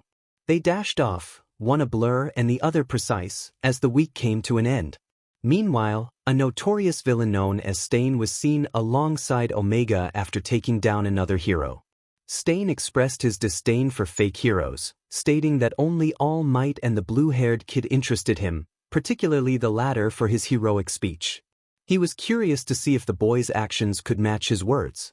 Hours after Izuku's internship, he returned to U and headed to the cafeteria to grab a chili dog. Just as he was about to eat, he noticed 𝗕𝗄𝐻 rushing out of the school, leaving him puzzled. George Takahashi entered, asking if he had heard the news. Izuku, still eating, inquired about it. George informed him that Tensei Ida, the original Ingenium, had been severely injured by the hero killer, Kaizomi Akaguro, also known as Stain. This revelation shocked the entire class. Ijiro worried that Tenya was going after the hero killer and might get himself killed. Denki expressed disbelief that anyone would chase such a dangerous villain alone. Mina asked what they should do. Izuku, realizing their classmate was in danger, decided to contact his classmates for help. He reached out to Travis, who was busy helping Backdraft extinguish a fire in a building while Katsumo worked to prevent its collapse and Marcus rescued trapped civilians. Travis explained their situation, indicating they were occupied with the emergency. Izuku then attempted to contact his brother, Izumo, who was engaged in a battle against Nomus alongside Endeavor and his sidekicks, Burnin and Kido. Izumo explained that Nomus were soulless creatures created from the corpses of people with quirks, capable of countering All Might. He advised that destroying their exposed brains would stop them permanently. Back with Izuku, he realized he had to save Tenya from the hero killer. He asked George if he had finished the extreme gear, to which George confirmed he had. Izuku decided to pursue the hero killer, instructing his classmates to stay behind as they had enough young heroes involved in the situation. George placed the extreme gear down, and Izuku hopped on it, setting off to rescue Tenya while George activated his mecha gorilla to assist him. In an alleyway, 𝗕𝗄𝐻 found himself immobilized by Stain's quirk, while Manuel was losing BLD after a confrontation with E123 Just as Stain and Omega were about to finish off the heroes, Izuku arrived, launching a spin dash that struck Stain in the chest, sending him crashing against a wall. Stain, recovering, instructed Omega to focus on the gorilla while he took on Izuku. Marcus teleported in, challenging E123 who recognized him. As the two charged at each other, Izuku prepared to confront Stain. Stain remarked that heroes had become soft and fake, but he sensed something different in Izuku. Izuku asserted that he fought not for glory but to protect others and warned Stain to stand down. Stain challenged him to prove his resolve. If one truly considers themselves a hero, they must survive this challenge. Izuku charged at Stain with all his might, but Stain skillfully dodged and swung his katana. Izuku evaded the attack and attempted to strike back, only for Stain to evade again and counter with a slash. Izuku managed to dodge once more, a grin spreading across his face as he taunted Stain, indicating he would need to be much faster. Stain declared that speed without purpose was meaningless and lunged forward, his blade narrowly missing Izuku's chest. Meanwhile, George and Travis were assisting Ida and Manuel in getting back on their feet. George questioned Tenya's recklessness in confronting someone who had incapacitated his brother for a week. Tenya, filled with anger, expressed his longing for revenge against the one who had ruined his brother's career. George challenged the effectiveness of such revenge, pointing out that it would only lead to more pain. Back in the fight, Izuku continued to battle Stain, who was beginning to tire. Seizing the moment, Izuku grabbed Stain and threw him to the ground, warning him to stay down. Stain, undeterred, rose again and proclaimed he could keep going all day. He hurled knives at Izuku, who deftly dodged them and executed a spin-dash attack, sending Stain crashing through several walls. Before he fell to the ground, Izuku declared that the fight would end there as people were getting hurt, and he refused to allow that to happen. Stain, breathing heavily, chuckled and acknowledged Izuku's purposeful movements and lack of ego, stating that he was unlike the others.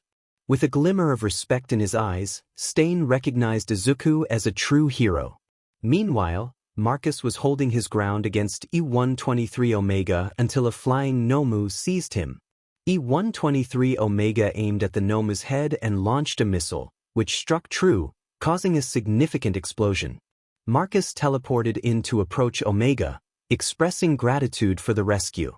The battle concluded with multiple Nomus defeated, and 𝗓𝗏, along with Stain, surrendered. The only casualties were a few police officers. Nizu suspended Tenya Ida for breaking the rules. As a reward for their bravery during the hero killer incident, Izuku, Travis, Katsumo, Izumo, Beatrice, George, and Marcus were granted free passports to visit a special island. In the courtyard, Izuku stood with Amelie, gazing up at the sky. He expressed his surprise that Marcus had managed to recruit someone to their side. Amelie remarked that despite his cold demeanor, Marcus had a kind heart deep down. Izuku agreed, noting the hardships Marcus had faced in his life. Amelie reflected on the cruelty of the world and fate, but emphasized that they rise stronger after each failure. As the scene faded to black, a narrator introduced Island as a beacon of science and progress. Izuku, most of Class 1S and several Class 1X students, along with the reprogrammed 𝗓𝗏, were on their way to Island as a reward for their bravery. They were seen aboard a jet, with Kenji announcing they were locked onto the coordinates for Island. Izuku expressed his disbelief at their destination, while Katsumo shared the sentiment. Marcus warned that if anything went wrong, he would handle it swiftly. Upon landing, they collected their luggage and headed to a hotel. After changing, they went to meet David Shield and his daughter Melissa in the laboratory. David praised their performance during the incident, and though he expressed sympathy for Marcus's loss, Marcus turned away, unwilling to engage. David encouraged the group to enjoy their surroundings, and Melissa offered to show them around. As they followed Melissa, David spotted All Might with Class 1A. The scene shifted to Izumo and Beatrice hovering above a burning horizon, while Isabel tended to flowers nearby. Winfred and Trixie exchanged glances, and Maisie excitedly packed a bag. George reviewed a blueprint of Island with Rai, while Katsumi Usagi and Helena tested combat suits. Stacy exclaimed their excitement about the floating island, while Amanda, Sarah, and Hannah enjoyed the breeze atop a hill. Suzanne crackled with electricity as she observed a hologram of the island, and Ashley lounged until she noticed a display of royal technology. Back with Izuku, Melissa placed a helmet on his head, revealing its many screens. Izuku questioned the need for so many, and noticed George giving a robot he had bought to a child, prompting him to wonder about George's earnings from his inventions. As they continued to explore the island, they sought food, joined by the girls from both Class 1A and 1B. Suzanne defended herself against her brother and Minetta's inappropriate behavior, and soon an explosion drew their attention. Katsumo sighed in annoyance at the sight of his brother, Shoto, and the boys from Class 1A, who had been competing. Shoto had taken 16 seconds to defeat the robots, but Izuku managed to do it in just 3 seconds, setting a new world record, much to George's delight. Katsumo smirked at Katsuki, who glared back in frustration. As time passed, Izuku and his friends enjoyed a party, unaware of the looming danger. Trixie remarked on the vacation atmosphere, while Winfred noted the unusual quietness. 𝗂𝐼 commented on the pristine condition of the island, and Travis marveled at the incredible technology.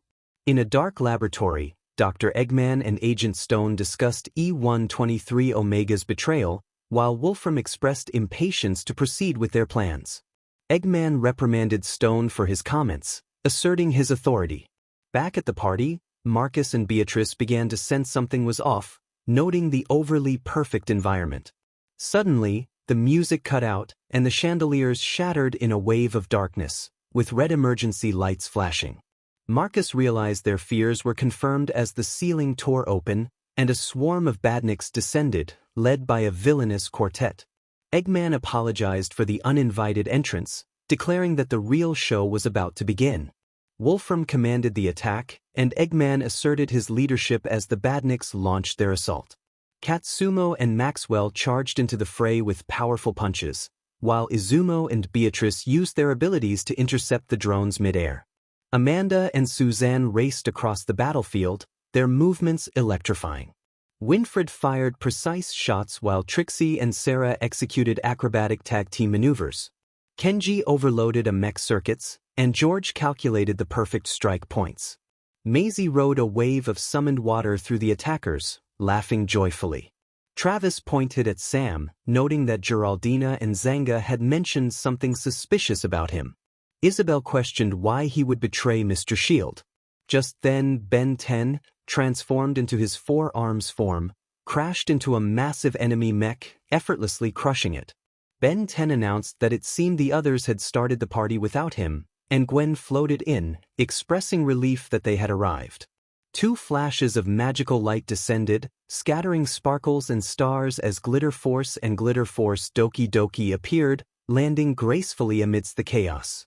Glitter Lucky called for the Glitter Force to assemble, while Glitter Heart declared that hope and love would break through any darkness. Both teams charged into the fray, unleashing color-charged spells and synchronized attacks against the enemy forces. Magical beams combined with elemental strikes, creating a dazzling display. A young witch on a broomstick, Kiki, soared in from the night sky, looping above the battlefield and dropping small enchanted pouches. She announced a special 𝗕𝗏𝗚 of explosive spells and good luck. Her pouches detonated in bursts of light and disorienting magic, allowing the heroes to regroup. Marcus, Ben 4 Arms, Gwen, Beatrice, and Glitter Heart formed a fast attack spearhead, while Katsumo, Katsumi, and Maxwell held the front line. Gwen and Isabel created a magical barrier to protect civilians, while Winfred and Suzanne targeted high-value enemies. Wolfram then activated a device that David had once buried.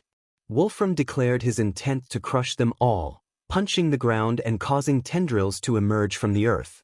Amanda and Glitter Heart moved in close, skillfully dodging the tendrils as Izumo lifted some debris. Sonic performed a powerful slam that knocked Wolfram out, destroying the quirk amplifying device in the process. Izuku noted that one enemy was down. Amelie and Glitter Spring intercepted drones while Omega tore through corrupted security mechs, announcing his engagement with the targets. Katsumo and George smashed into Eggman's machinery, while Marcus and Glitter confronted Stone directly. Marcus told Stone he was out of his depth, to which Stone replied that they would drown in style, throwing flash bombs as Eggman escaped. Mid-battle using a personal escape pod.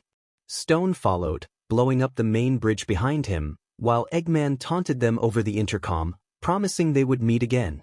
In the upper research lab, Sam attempted to flee with a briefcase and a captive, Melissa Shield, David's daughter. Sam, desperate, revealed that he had built the Expo to reclaim the quirk-amplifying device and her, claiming David never understood its potential. David entered with Gwen and Travis, accusing Sam of using them and stating that the technology had been buried for a reason. Isabel entangled Sam with vines, and Winfred disabled the device with a silenced shot. Kiki flew in, asserting that she might not fight like the others, but she recognized evil when she saw it. Sam shouted that Melissa was meant to be his and that he had given everything for her. Gwen retorted that he had given up his soul. Island security arrived and detained Sam, while Melissa ran into her father's arms. Later, Izuku was seen dancing with Melissa as they glided across the dance floor, moving in perfect harmony to the soft music playing in the background. The dimly lit room cast a warm glow over them as they twirled and spun. As they danced, Melissa felt a rush of emotions bubbling inside her. She had been harboring a secret crush on Izuku, and tonight felt like the perfect opportunity to confess her feelings. As the music ended, Melissa leaned in and kissed Izuku, pouring all her pent-up emotions into the moment. He was surprised but quickly wrapped his arms around her, deepening the kiss as they both lost themselves in the experience. When they finally pulled away, their faces flushed with emotion, Izuku smiled at Melissa, who beamed back at him, feeling a weight lift off her shoulders. Melissa expressed that she had been waiting for the right moment to share her feelings. As they continued to dance, their hearts filled with love and happiness, Izuku and Melissa knew that this night would be one they would never forget.